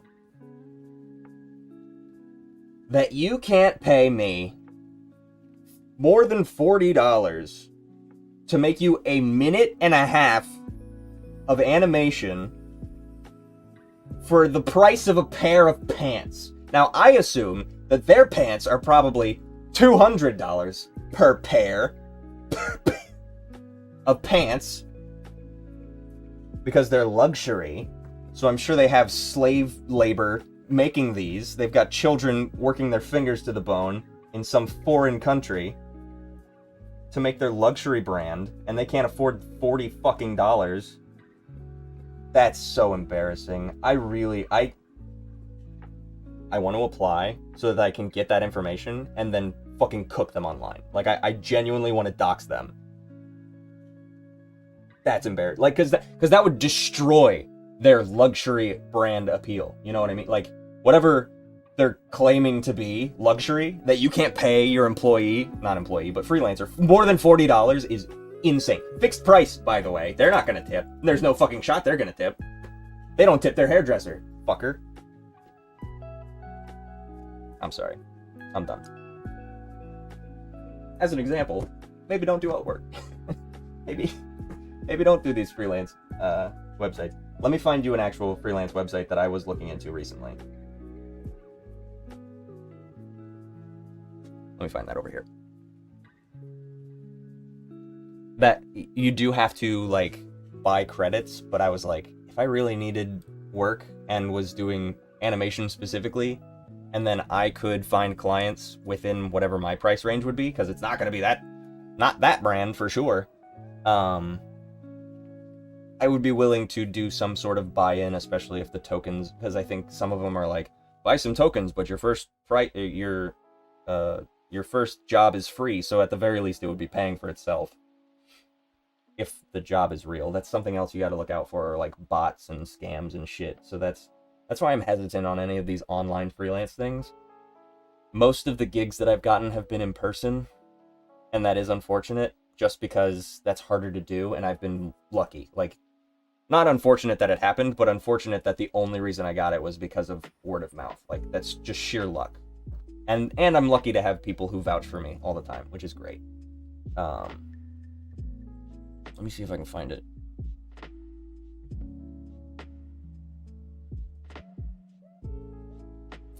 Was it Bark?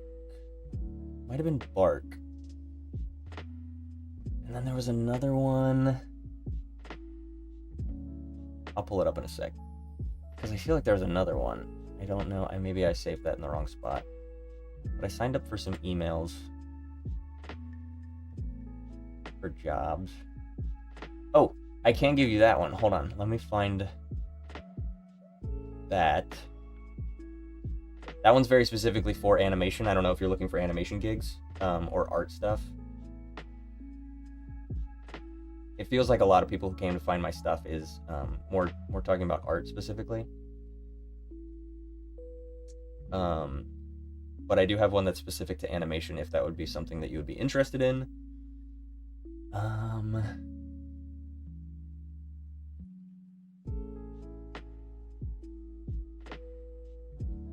Shit, let me check my email to see what that other job site is, because they send me emails every once in a while.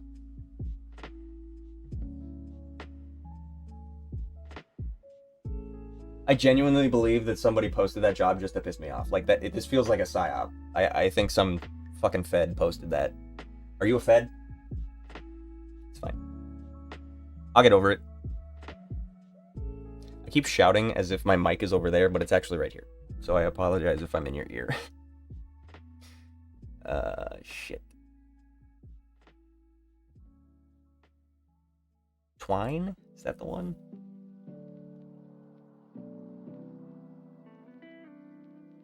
Wait, is this an AI thing? What is Twine? What the hell is this? Professional AI. What? Oh, no. Twine is a job site. Okay, we'll look at that.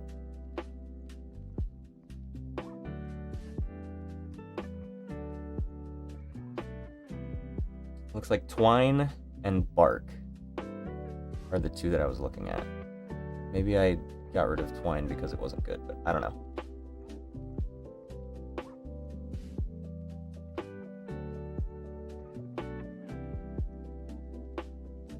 Let me check and see if that was in there. For some reason, I've skipped over that. Yeah, I do have Twine. Okay, cool. We won't look at Bark. I don't want to log in. Here's Twine. Oh, I remember. I think I was on Twine, and I found there was some guy who was pitching like being an artist, and his shit was. It's on my TikTok if you want to follow me. But I just fucking. That pissed me off too. It was some guy claiming to be an artist, and all of his shit was AI slop, and I went to his TikTok, and it was shitty. Don't harass him, but, like, it was really annoying to see somebody claiming to, like, there's this section where it lets you list all your skills, and, like, number 1 for him was, like, AI. And then number 2 was, like, 2D animation, and I was like, no. No, you didn't animate anything. You typed in a prompt. You didn't animate shit. You're not good. You're bad, actually. Like, I will shit on mean people. I will shit on bad people. Low-key weighing my options. I don't mind. I'm currently not into animation yet, but I'm working towards it. I'm not a Fed, but that's what a Fed would say. Absolutely. Yeah, so... cautiously, I would say Twine and Bark are the two that I was looking at doing, just because they did have jobs for animation, but it looks like they also do have, like, photography, 2D, drawing, you know, that type of stuff. Other jobs. Let's see if we can find work. These are real places. No. What is that? Footwear company. See, and these are like jobs. I don't know if these are like gigs. Let me pull something up. I don't want you to dox anybody. I don't want to dox anybody until they've shown to me that they suck. I don't think that anybody's gonna go harass them, but oh, a pianist for wedding. That's cute. Oh, they're in Copenhagen. Damn it. I can't play piano. Can you imagine I show up and just start doing chopsticks? Oh, instead of the bridal march. Damn, that's crazy. Here's change an AI song to appear human-made. Go fuck yourself. I'm gonna dox them. Here we go. Oh, where are we? Max Maker, you can go fuck yourself. Ooh, this is on YouTube. Ooh. I am a singer-songwriter from the US seeking a freelancer to modify AI-generated dance club remix stems of my original pop song. The objective is to adjust the instrumental parts to ensure they pass established AI song detection thresholds, specifically registering under 20% on AI checkers. Go fuck yourself. I don't care. I don't care about your woes. Oh no, I got flagged as AI. Yeah, because you're AI, piece of shit. Oh, God. The dredges of humanity. You can always get me on an AI rant. There's nothing you can't do to get me on an AI rant. Nothing you can do. Yeah, that pisses me off. So just be aware. Don't let them take advantage of you. Know your worth. I had a lot of trouble with, like, underselling my stuff for a while, where I was like, yeah, I'll do that job for like $5. Maybe like 3 or 4 years ago, I would have taken that $40 gig for the clothing brand and worked my ass to the bone. But now I know what I'm worth, and I don't do that. So I would go to bat for myself. I have a list of things, like I have a portfolio that I can reference and go, this is the shit that I do. If you don't like that, that's too bad. There's a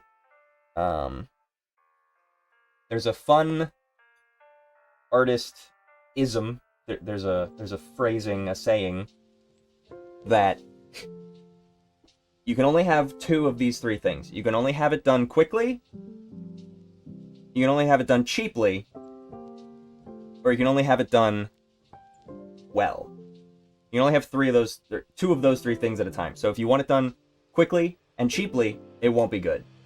If you want it done well and cheaply, it won't be quick. It'll take a while. And if you want it done, cheap? No. What did I miss? No. If you want it done well and quickly, it won't be cheap. You gotta pay more to make that happen. So, those are the rules. You can only have two of those things at a time. Let me find a visual for that, just because I'm sure I did not make that super clear. But, yeah, that pissed me right off.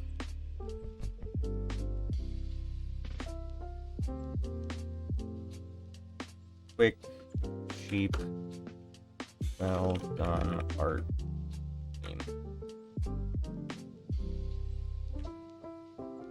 Oh yeah, this is the one that I like. Open image in image in new tab. Here we go. So, you can have it done cheap and fast, but it won't be good. You can have it done fast and good, but it won't be cheap. And you can have it done good and fast. No, I already said that one. You can have it cheap and good, but it won't be fast. That's the one.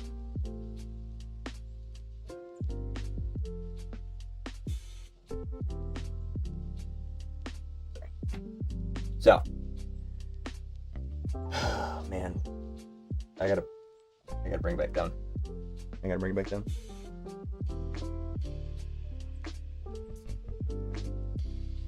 Our world is going to hell in a handbasket, and I'm screaming at it, and I'm smiling the whole way down, and it's fine, because I know that I have the moral high ground. Never once did I burn a lake into oblivion. I didn't melt any CPUs trying to do what I do. I didn't displace a family in the middle of rural Idaho to build a new data center. I didn't partake of the fruit. So, anyway, those are the rules, and I need you to follow them.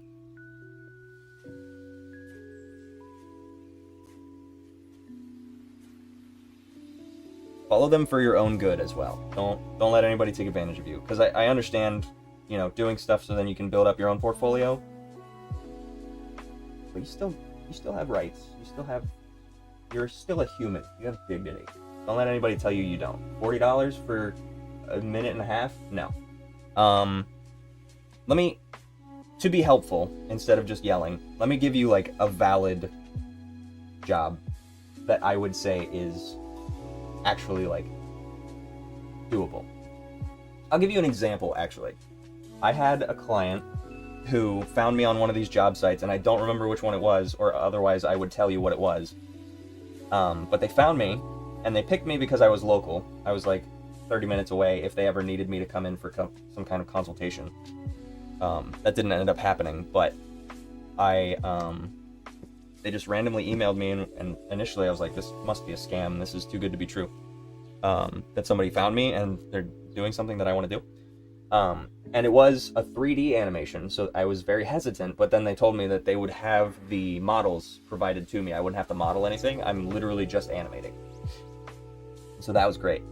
And so now I did have leverage because they were on a time crunch and they needed it done for a client. And it was a bigger client, but they had a bunch of other projects going on, so they couldn't get to this one specifically. And so they told me, we need this done in 2 weeks. And I was like, okay, I'll see what I can do. And they told me their budget. And to put it in perspective, I think I did 6 weeks. No, sorry, not 6 weeks. 2 weeks. I did about 6 hours of work every day for 2 weeks. So, to to put that in perspective, let's do the math real quick, and then I'll give you the number.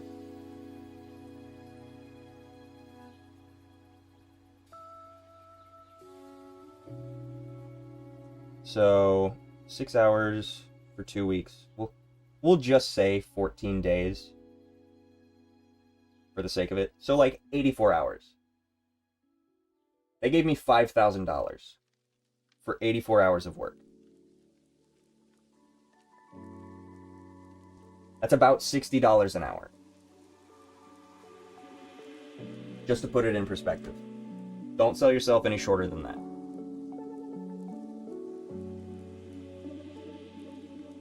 Now that was a lot too.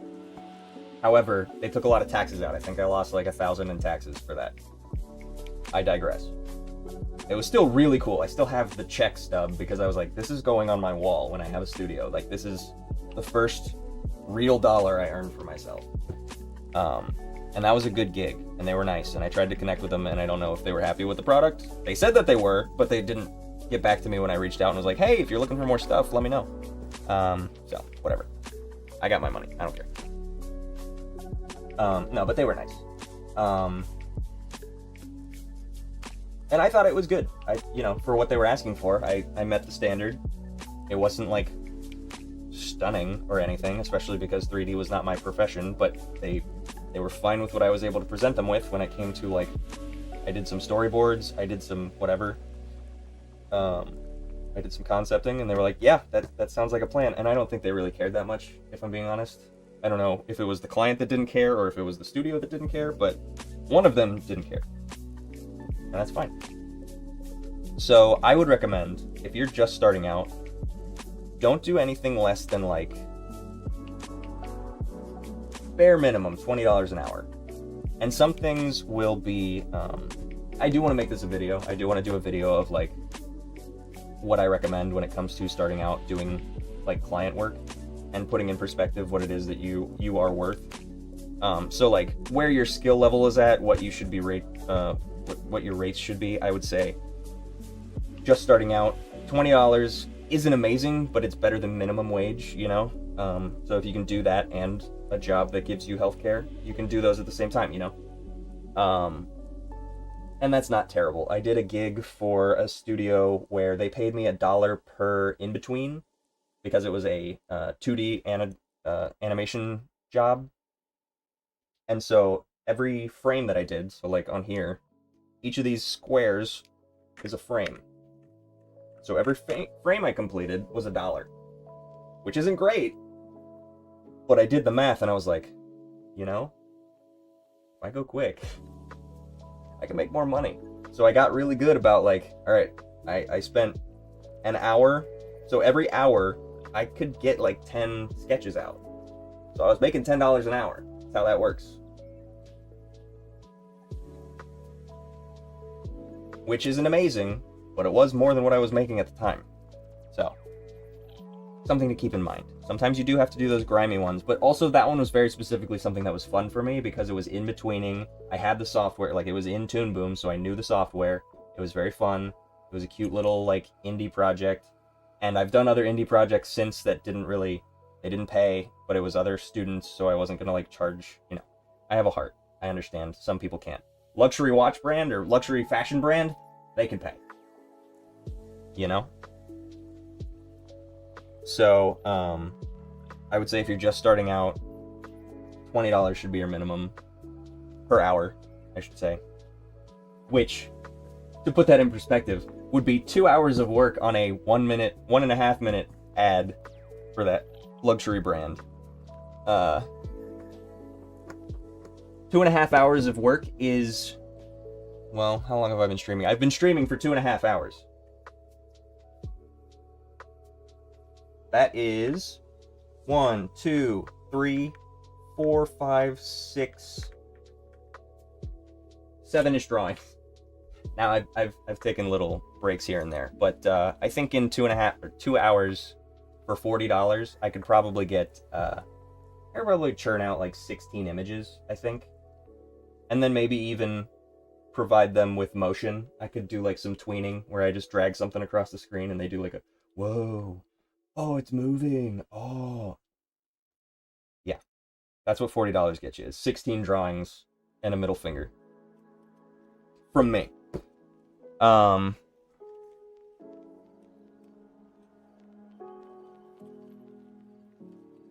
Specifically for a minute and a half of animation. Not, if anybody else was like, hey, can you sketch this for me real quick? Absolutely.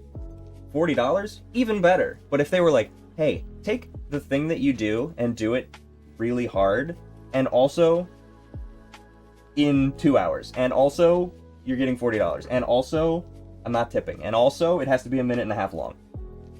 Not happening. Can't happen. They tried to hit all three of those sliders. They tried to hit cheap and good and... what's the other one? Fast. Cheap and good and fast. They did all of those. So.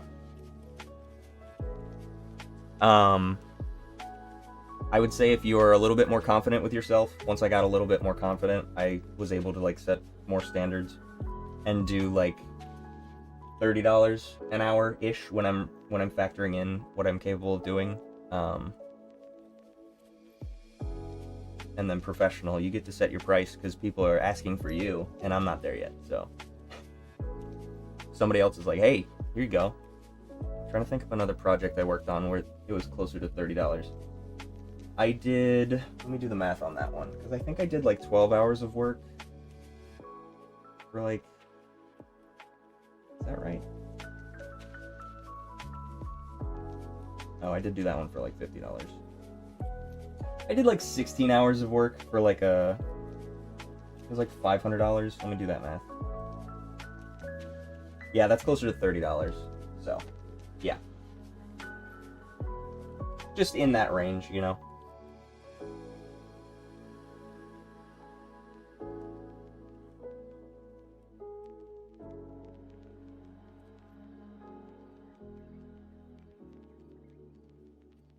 Don't sell yourself short. Keep in mind the sites that are going to charge you either after payment or for tokens to use to apply to their jobs, which would be Bark and Twine. I think they both do that. Upwork, be aware that people are probably going to try and undercut you. They're going to try and take advantage of your newness. So have a standard and don't apply to any of the ones that don't meet that standard. If you're willing to take that $40 job, I pray for you. But not me. That's not me. That ain't me.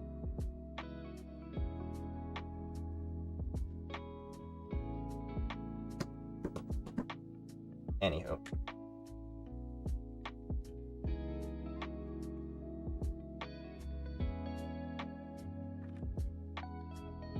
Alright. I'm gonna let you guys process that information. I'm gonna go to the bathroom. I will be right back. Yeah, no problem. I'm glad I could help. I do have insight into this stuff, and I do eventually want that to be a video where I just do like... I want to do a video where I talk about all the scams that I've gotten in the past.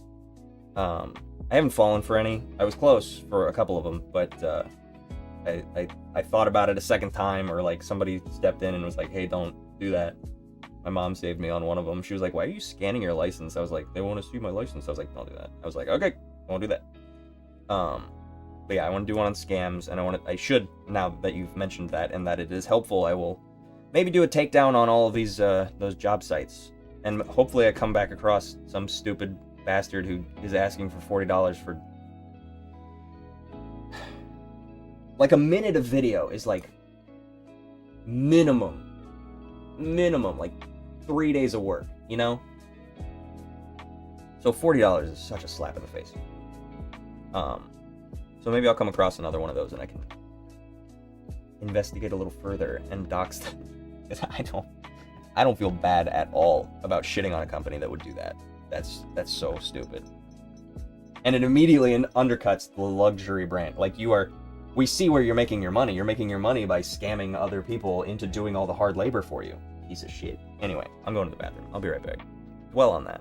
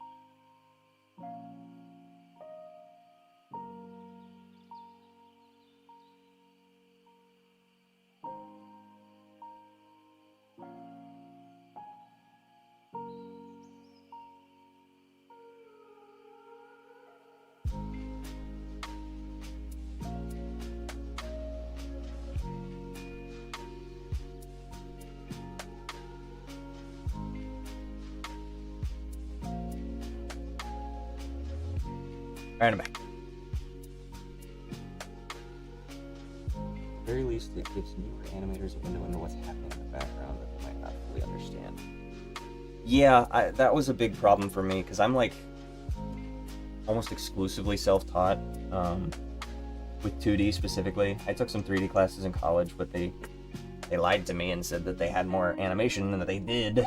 And mostly they had motion graphics, and so I think whoever had told me specifically just didn't know the difference, and so, which isn't a great sign that the people who you hired don't know the thing that they're selling.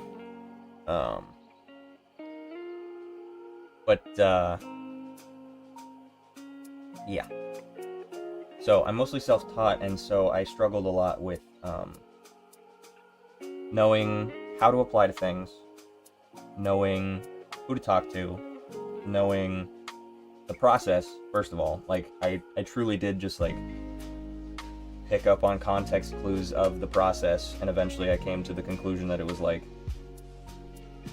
story, scripting, voice lines, storyboarding, thumbnails then storyboarding, sorry. Animation, but just keyframes, then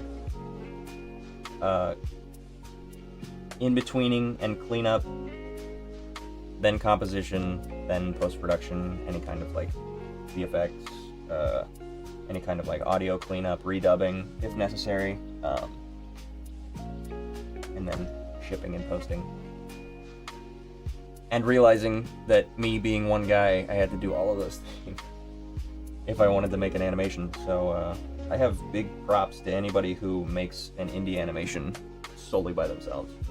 I've worked on several projects that did or did not come to fruition, and it's hard. It's hard to keep all that organized. It's hard to keep track of that.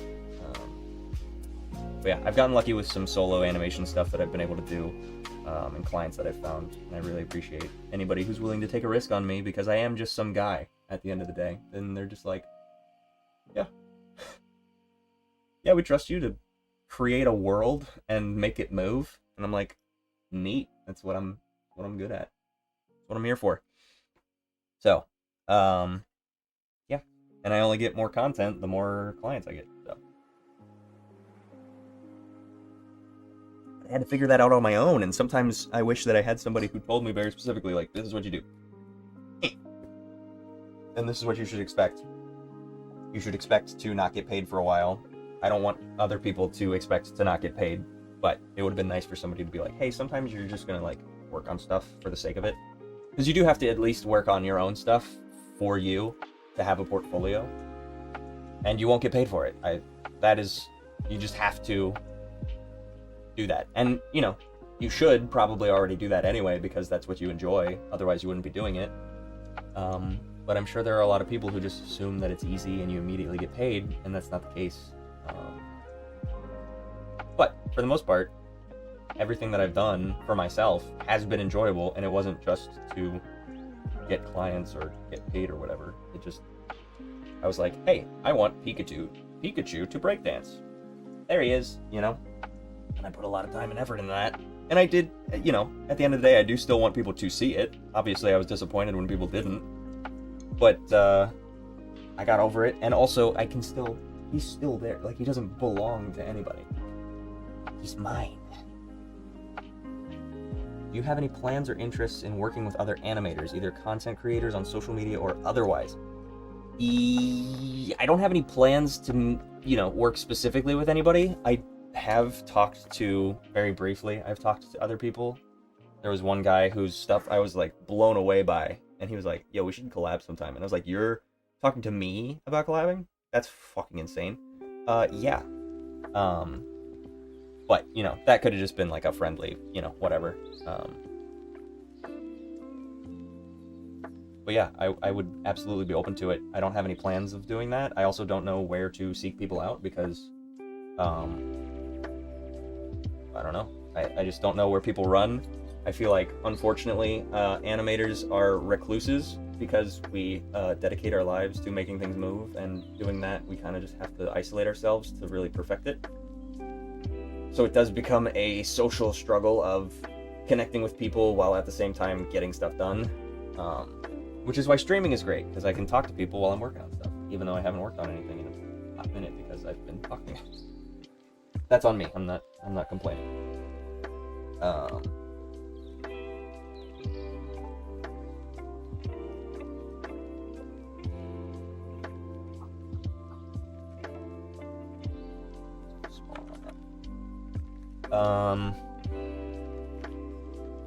mean, I would love to work on a project, like an actual grander project, with more people. I've done a couple of senior theses. I helped some people with their theses. I don't want to say theses. It sounds like feces. I don't want to. Senior theses. That sounds funnier, but better. And that was fun. Like, people my age working on stuff, trying to figure their way out in the world. Is this on the background? I think that's on the background layer. Yep.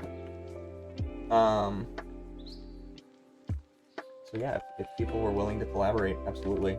But I feel like if I were to work on a collaboration, it would have to be a joint idea, or else I wouldn't feel inspired to like drop what it is that I'm working on currently to then do it, you know?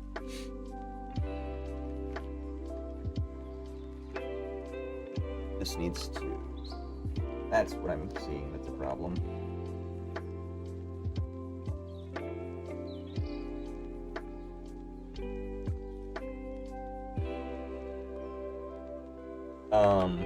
Yeah, I'm absolutely open to that. I think that would be cool, especially if you know anybody who's looking for somebody like me. I've applied to stuff too. Like I've applied to I just don't think I'm there yet, quite there yet. In terms of professionality, just because I don't have a super large library of work, unfortunately. I had some corporate gigs that sucked ass that I had to work on so that I could stay alive, but I've got enough of a nest egg that I can kind of just sit on it for a minute. So that's kind of what I'm trying to get into now, is like, yeah, I can take some time and work on my projects. But yeah, I'm absolutely open to working with other people. I'm trying to think of the stuff that I've applied to. There was somebody who had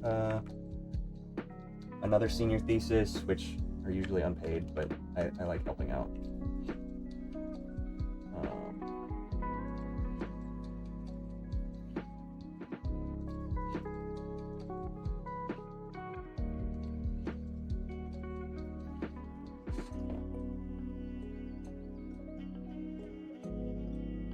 I applied to Glitch for, I think they had a storyboard artist position for The Amazing Digital Circus, and I applied to that, but they filled it by one of the people that I follow, actually, which was really cool, because I was like, oh yeah, for sure, them, they fucking crush it. And I think that's kind of my problem, is that I don't post enough consistently to get eyes, which I think there's a weird balance between professional portfolios and social media, where, and that's kind of why I did these breakdowns of these videos, is like, here's how you get eyes, but sometimes eyes isn't important, sometimes it's who you know. But I think there's a power balance. There's like this one can be better sometimes. If you have like a lot of eyes, you can be more influential than just knowing people, if it's not the right people, you know? Sometimes there's a give and a take. Like, I'm trying to think of like if somebody blows up on SoundCloud, like a SoundCloud rapper. If SoundCloud rapper blows up and somebody finds them, like Usher, or, you know, he found Justin Bieber or whoever,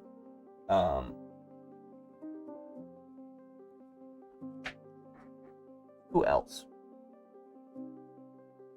Anyway, just like, you know, people getting noticed does require that you have been noticed for the algorithm to carry you, you know? But sometimes that algorithm carries you to the right person. Or you become so unignorable that you are, like, you have to be part of it. Like, if you make something so good, people can't escape you, you know? And I don't know which one's better. I've been thinking about that of like, where do I set my focus on? Do I try and do more professional portfolio gigs where I just do gig work until I find the right client who's going to give me the right amount of stuff that I can just kind of keep that going so that I can keep myself alive? Or do I risk it and go for views and see what people are feeling in the meta and see if I can't get enough eyes on something to then kind of carry me that way, and then have some sway when it comes to like applications on a grander scale where it's like I have a community of people who vouch for me and are like, you should hire this guy, that would be cool. I would like that. So I don't think I'm very traditionally job oriented personally, so I think I'm gonna err on the side of like, see if I can get a community of people who can vouch for me and are like, hey, this guy fucking rules. That would be cool, because that would mean that people think that I fucking rule. So yeah, right now I'm just working on my stuff.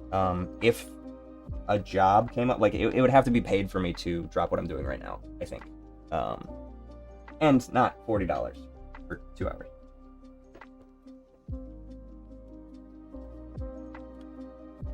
Okay. And making discords for other artists.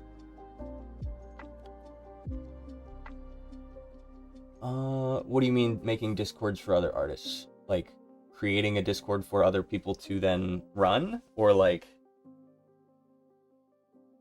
making discord and expanding my personal discord to allow other people, or other discords that I'm a member of artists that I know? I don't know what your question was. Sorry, I'm gonna let you type that and I'm gonna check my.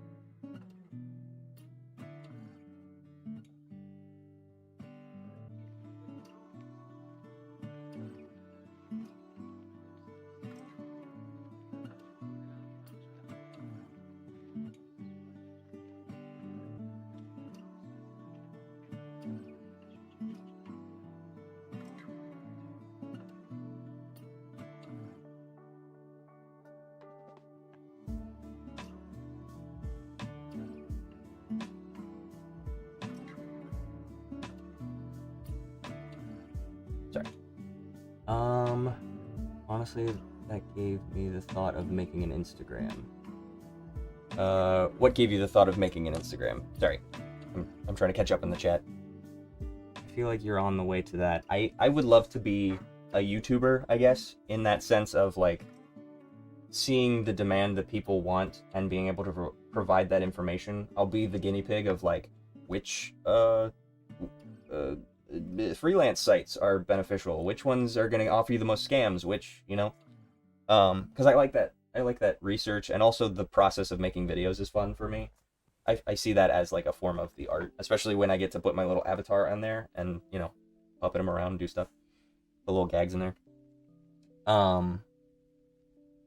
What you've done with the videos and such, making a jest of what you've done, which is spent the time and effort into making a space with like-minded people.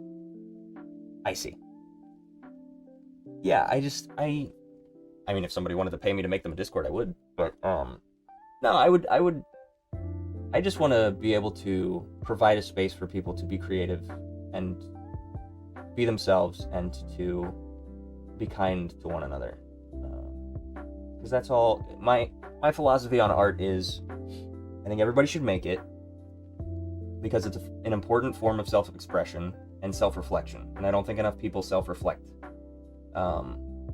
but art is super easy. Like, that's just a byproduct of making art, is that you have to figure out who you are before you start making something to know what it is that you want to make.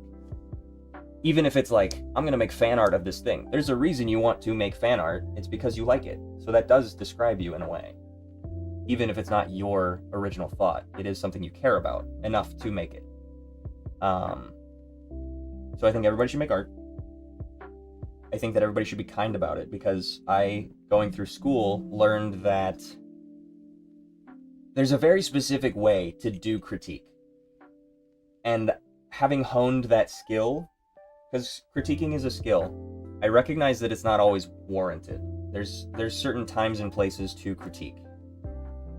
And having gone through college with some other people, I recognized that you never offer unwanted critique. You only do it in the critique space. And so I very specifically made that channel on my Discord so that people can post their art with the intent of being received but not critiqued. Or people can post their art with the intent of being critiqued under the understanding that people will be judging you. Because I don't think to make art is to be judged all the time. There should be a safe place for you to present your art to then be digested by other people without there being judgment. Digestion doesn't necessarily have to be critique. You can just look at something, have an innate response to it, and then move on. Without it being like, you should fix this, this is bad, you know? Doesn't have to be that way. So I never offer unwarranted critique. If somebody wants to post their stuff in the generals, in the sketches, or the showcase, specifically the showcase, I never critique, because that is like, that you're done. Your project is done. If I were to critique it, that means that you failed to do the thing that you personally decided was finalized, and that's not fair. So I only ever have positive things to say, like, and I think that's fair. I think it's fair to not critique. I think there's a negative connotation to the word critique specifically, and I keep saying it, and it's going to lose its meaning. Critique can be good, but I guess when I see a piece of art, I have an inherent just a reflex when I see it, and so my reflex is to compliment at this point, when it's not a critique. So I want to provide that space to also allow for there to be that separation of critique and showcase. You just are proud of the thing that you made, and that's great, and that should be the case. You should go, this is finalized, this is done, and I want other people to see it. And you know, people want their flowers, people want their laurels, so I'm gonna give them to you. And because it feels good to have other people see you. Your art is you, in a way. And it just feels good to be seen. So I'm going to give that to people. And kindness. I think that there's an important part of art where you can critique and be nice about it. You can say, this could be better. You don't have to say, this is shit. You know what I mean? So I want to foster that method of critique, because the one thing that I learned in college that I hated, was I had a teacher who said very specifically, whenever you're doing critique, you have to have one good thing to say about something and one bad thing to say about something. And I was like, that's the dumbest shit I've ever heard. Sometimes I just see something and I go, that's perfect. It's not what I would have made, but you made it, and I don't have anything to say about it other than that's you. That is your art. And I love it. And it's good. Sometimes you don't have to say something bad, and it sucked. It was like, to force somebody to say anything at any time is a problem. Like, because they're on the opposite ends. Maybe something is shit, and you think it's shit, but if you have to say something good about it, then that's not productive either, because what if you're lying? Like, don't make people lie about what they feel. So, I learned that there's a nice way to say everything, and it did at the very least help me to say bad things in a positive way, but it did upset me that it was forcing me to say something positive and negative, where it's like, sometimes I just like it. Maybe I don't have the right words to say why, but I do, you know? Sometimes I hate something and I don't have the right words to say why, but I don't have anything good to say, you know? So, I just want to be able to foster that, and at the very least show people why I think that way or how I think that way, and then maybe other people take that up. I don't know, but that's just my personal like philosophy on art and critique and sharing, and yeah.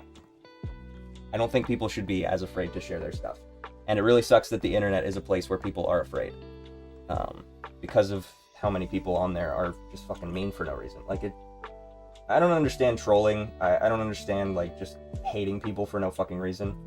When I hate somebody, I hate them for a reason. When I hate you, it's because you offered me $40 for a lot of effort. I hate you because you are a billionaire and you won't die.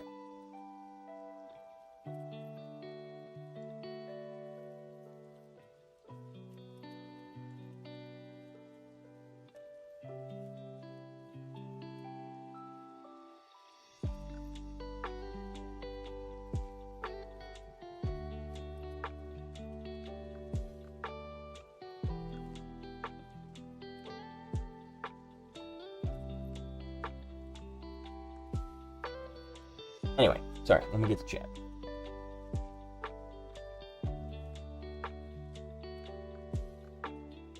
Should I make more art for my portfolio, or should I show my art online more to actually be known? Yeah, that's the struggle right now. And clearly I've overcome my struggle of whether I should share my stuff online. I've gotten to the point where I'm just like, the fear for most people is AI. At this point, it's too late. Pandora's out of the box, and no, Pandora opened the box. It was her box. Cat's out of the bag. And there's no saving it until the data centers explode, which they will. It'll be fine. The bubble will pop. But until then, I work under the assumption that my stuff is not good enough to be scraped. That's just how I rationalized it in my head. I was just like, nobody's looking. Nobody's looking, so why not? And if they are, then it gets scraped. You know, then once it gets picked up, then it might get scraped. But at that point, I don't care. I've gotten, you know, take my stuff, whatever. You're never going to be able to capture it, so I don't care. And with more hate towards AI, it's going down. The usage is going down. They're going to stop scraping. They've actually started inventing their own stuff to scrape. They thought that they had scraped the whole internet, so they were just like, we got to make new stuff. And so it's in-shitifying itself. It's copy of a copy. It's Xerox theory. So they might have even stopped scraping entirely at this point, because the data set is not what they're looking for. They don't want my Sonic. They don't want this. So that's just how I trick myself into continuing to post, is because I'm just like, who fucking cares? They see it, they don't see it, whatever. Sorry, I gotta get going soon. I got a little bit more time, but we'll keep talking. But I'm just like, whatever. At this point, I don't care. 100%. I don't know what you said 100% to. I said a lot of things, and I'm talking very fast. So, yes. Kindness factor was a huge reason I was into the idea of joining your community. I'm very glad that that was conveyed to the point that you got it. I'm very happy that I, at the very least, give off that sensation. I do truly want a place of kindness. I want a place, like, there should be no judgment of the person. There should be no personal judgment just because of somebody's lifestyle. Like, it doesn't play any role. You can critique their art if they ask. But beyond that, hey, I like your thing. Here's a little sticker. Here's an emoji. Whatever. It's really not that hard to just be civil. So, hopefully, everybody who's joining is attracted to that kindness factor. And then we just keep getting nice people. You know what I mean? Like, maybe we'll get some shitty people that I'm eventually going to have to take out, but, sorry, remove from the Discord, not, you know. But, yeah, I want to have a place where people can feel comfortable to be themselves and to post without that fear of the social media, the scraping, the bullies, just none of it. As a former bullied kid, I don't want that to happen to anybody else if I can help it. So,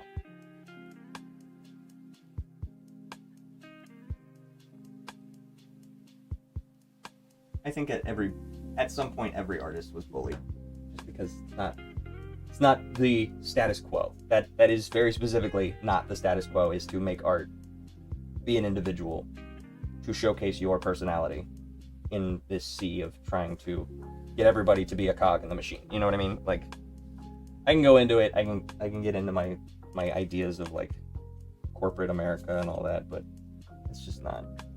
I don't have enough time today. We'll get to it sometime. And not even that I'm not a realistic person. Like, I understand how the world works. I wish it worked differently, is my only thing. You know? This community feels comfy. There's no pressure from others. There should not be. There should be no pressure. Genuinely, the only pressure that I think that people should feel is that they should make art. Not that you should make more of it faster or anything. Make it at your own pace. Make it at your leisure. But I think more people should feel inspired to make it. They shouldn't feel hesitant. They shouldn't have to feel scared to post. I don't like that happens. I think people should be comfortable and judgment-free. Now, I do worry that I'm going to get too close to the, what am I thinking? The Planet Fitness, where it's like, it's a judgment-free zone, but then they have the lunk alarm, and it's like, you're judging somebody. I don't know. I understand the idea of intolerance.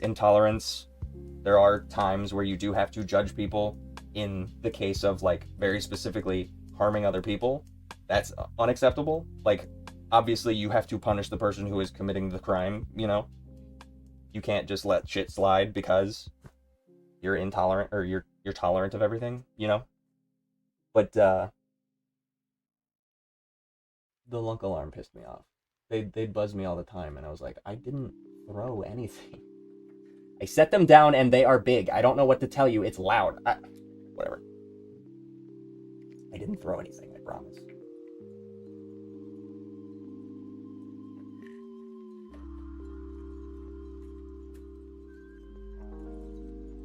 I have an in-between planned here. Where was the in-between?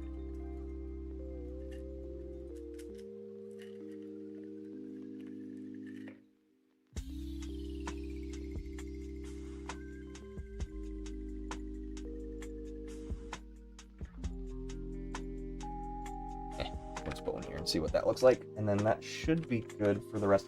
Because the follow through on the close is pretty solid. I just spit.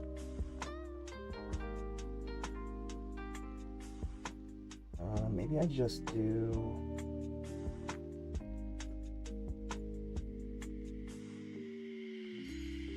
here.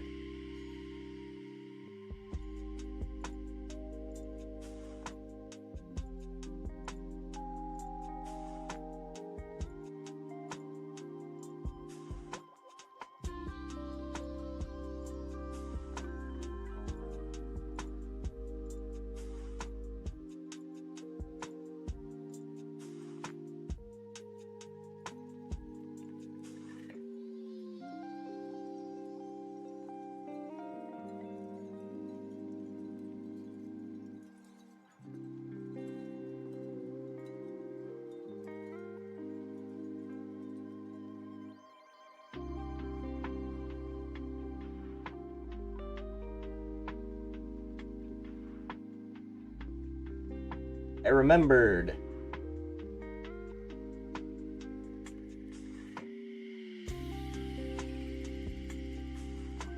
Alright, I'm gonna go to bed. It's getting late. Good night. Thank you for stopping by. I appreciate it. I'm also heading out soon, so you're not gonna miss much. But thank you for stopping by. I appreciate you listening to my rants on AI and how annoying that is. I appreciate you hearing me out when it comes to commission stuff, valuing yourself, valuing your work, getting that shit. Get that bread.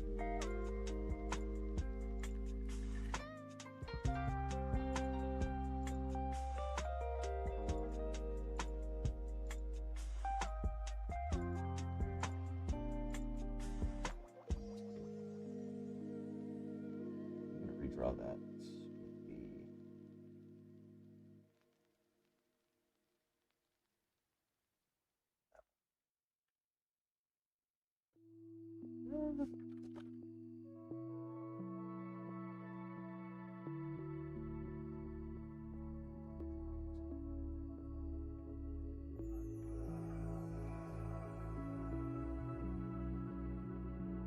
Here is all this is drawn, so I don't think I need the other layer. That was also throwing me off last time. Right. seizure warning, real quick. I'm gonna do the impact frames. See how they look.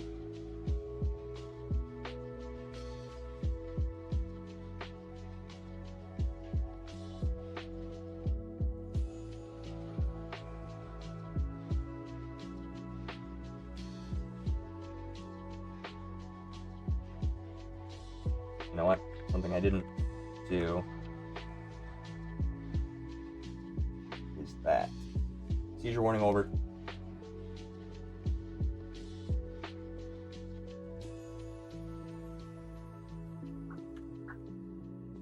Where am I? There I am.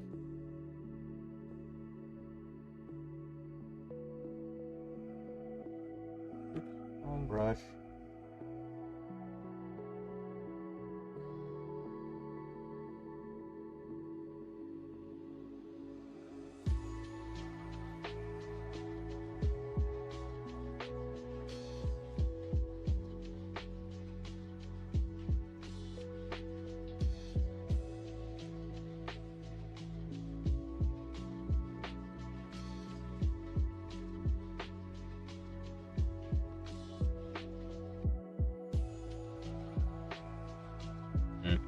Might be too much.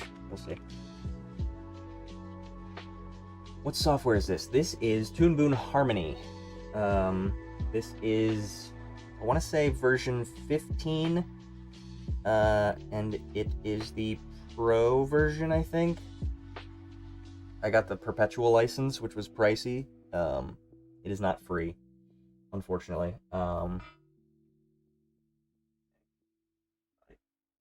Snooze. I have a professional license that was pricey. What was I gonna say?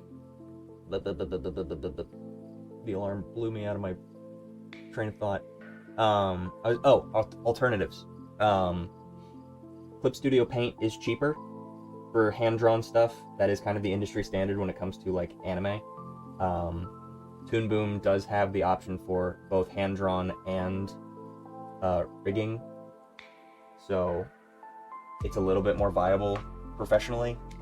This version might not be. They're on version like 25, I think now. They skipped a couple.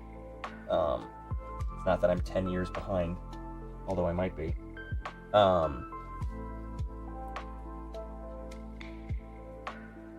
I would say Clip Studio Paint would be a cheaper alternative, but the cheapest alternative I can think of, I have it in my Discord. If you want to join the Discord, you can. I have a couple of websites posted there where you can get certain software. Toon Boom, like a cartoon that explodes. Harmony. I think the brand is specifically Harmony because there's also Storyboard Pro, Harmony Storyboard. And then they have another one for scripting, but I don't have that. But yeah, Harmony's pretty solid. Let me look in my Discord and see what my sites are.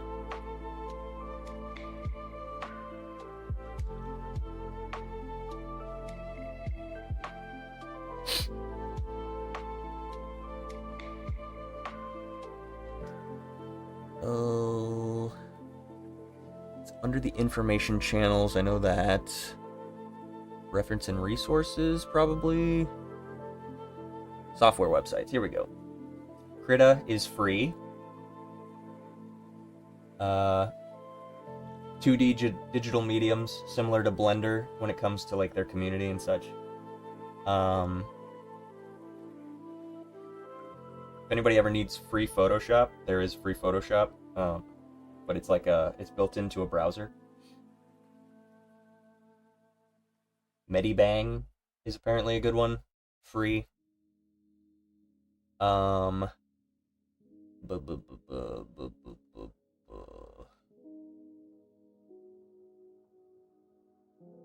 There's a couple of lists on this list that tell you what people in the industry use. Clip Studio Paint is cheaper. They do have sales that go up every once in a while. I think I got mine for, it was either 60 or 40% off. There were, my brain, either I paid for 60% of it or I paid for 40%. I can't remember which one it was. And they usually do that every year, I think. So that's pretty cool. Although they also have subscriptions, but I hate subscription services. So I usually, if I have the option, I will just buy it outright, just so then it's mine. They can't take it. Blender does actually have a 2D capability, and there are some plugins that you can get from third-party sources, like people who do coding that I don't do, that you can like expedite the process and built in like onion skinning and stuff, I believe. I haven't done it personally, but I know that Blender people are starting to pick up with the grease pencil. OpenTunes is a free 2D software. I don't use it, but I've heard that it is viable. Blender is free, but that is more focused on 3D stuff for the most part. So nothing wrong with that, by the way. Just not my cup of tea, and that's not what I would use. So, me personally, I use Toon Boom. I also have Studio Paint. And I want to get better at that one, just because I've heard that their brush capabilities are better. Like they can get more detailed than this. This is fine for now, but it's not, not ideal. And it took me a while. Like I had to get this set up myself. They don't have like a store that you can go to, or like I won't say store, because Adobe has that where you can go to their marketplace and there's free stuff, like free brushes and stuff that they offer. Harmony does not have that equivalent, so if you do put anything on here, you do have to import your own. Like I had to import a little JPEG up here. You can't see what I'm circling because it's covered by my thing, my chat. Here we go. I had to import a little JPEG up in this top right corner. And that dictates the shape of the brush. So it works, but you do then have to refine it, and the refinement within Toon Boom is not amazing. It's not nearly as intricate as like Photoshop. But it's serviceable. I've used it for a lot of things. I like it. Especially now that I'm super used to it.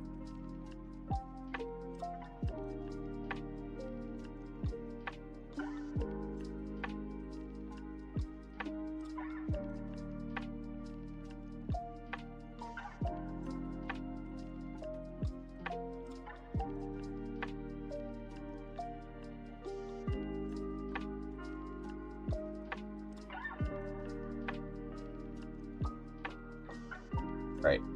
Seizure warning, I'm going to run this one more time, see what these impact frames look like. I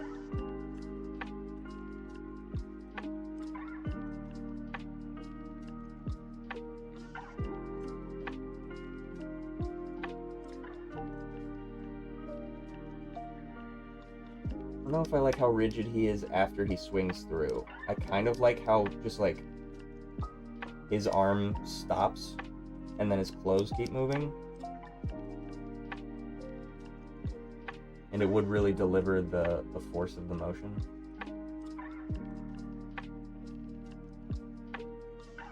But I do think that those impact frames... Yeah, the smear on the eye. I was just mostly looking at the smear on the eye. I think that does help carry it.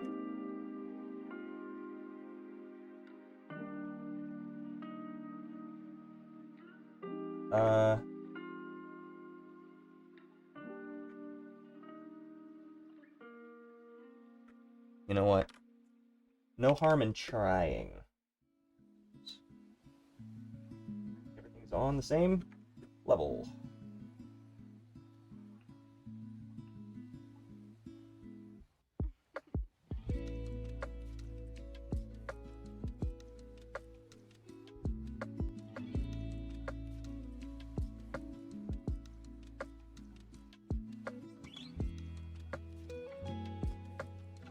Alright, let's see what that looks like, just as a general idea. Seizure warning again.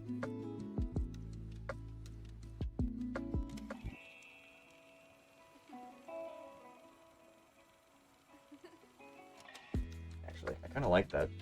I kind of like how he's over top of that explosion. For one frame.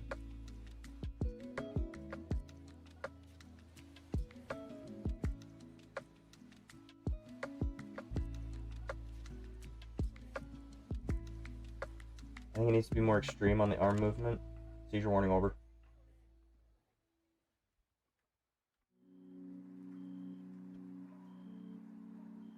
This does need to be more extreme.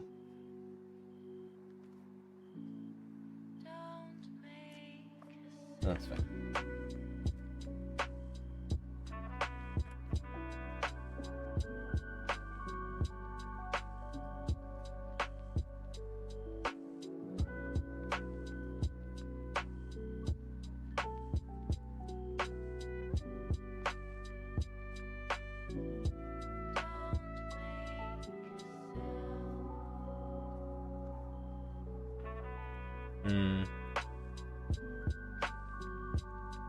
Alright.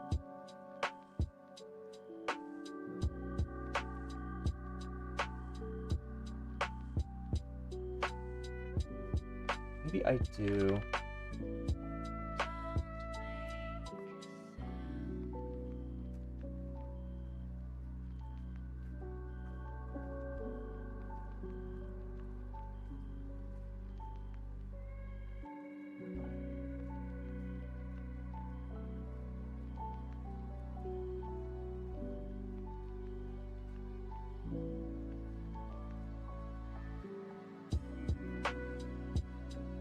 That's what I wanted. That.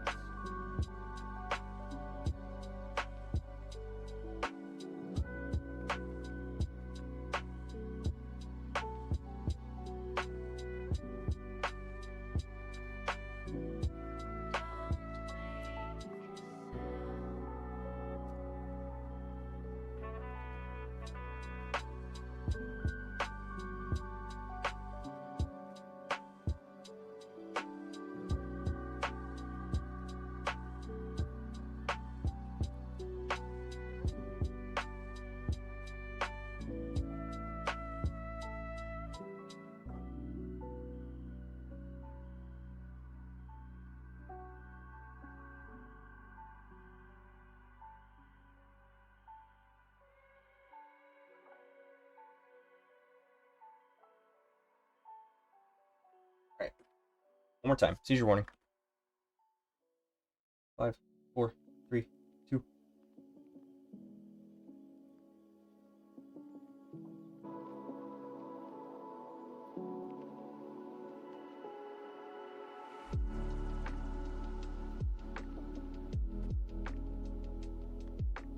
Still going.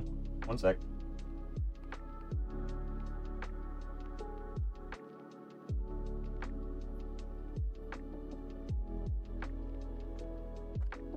Sec. Testing.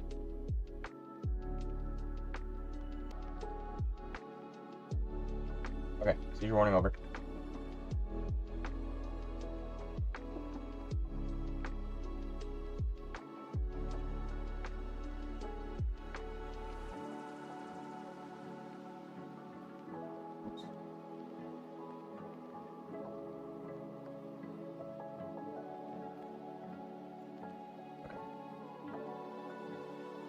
I do like that.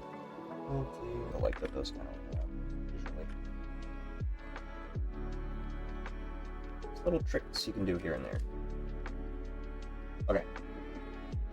I do think that that's where I need to end.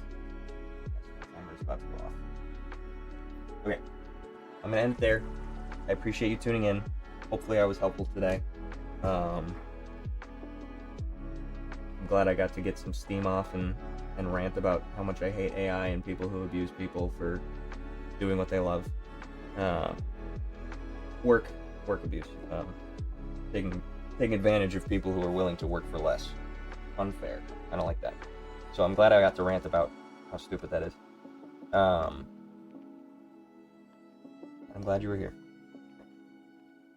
Oh, reconnecting. I usually try to go for 4 or 5 hours, but I only went for like 3.5, so might be another short one on Friday. We will see.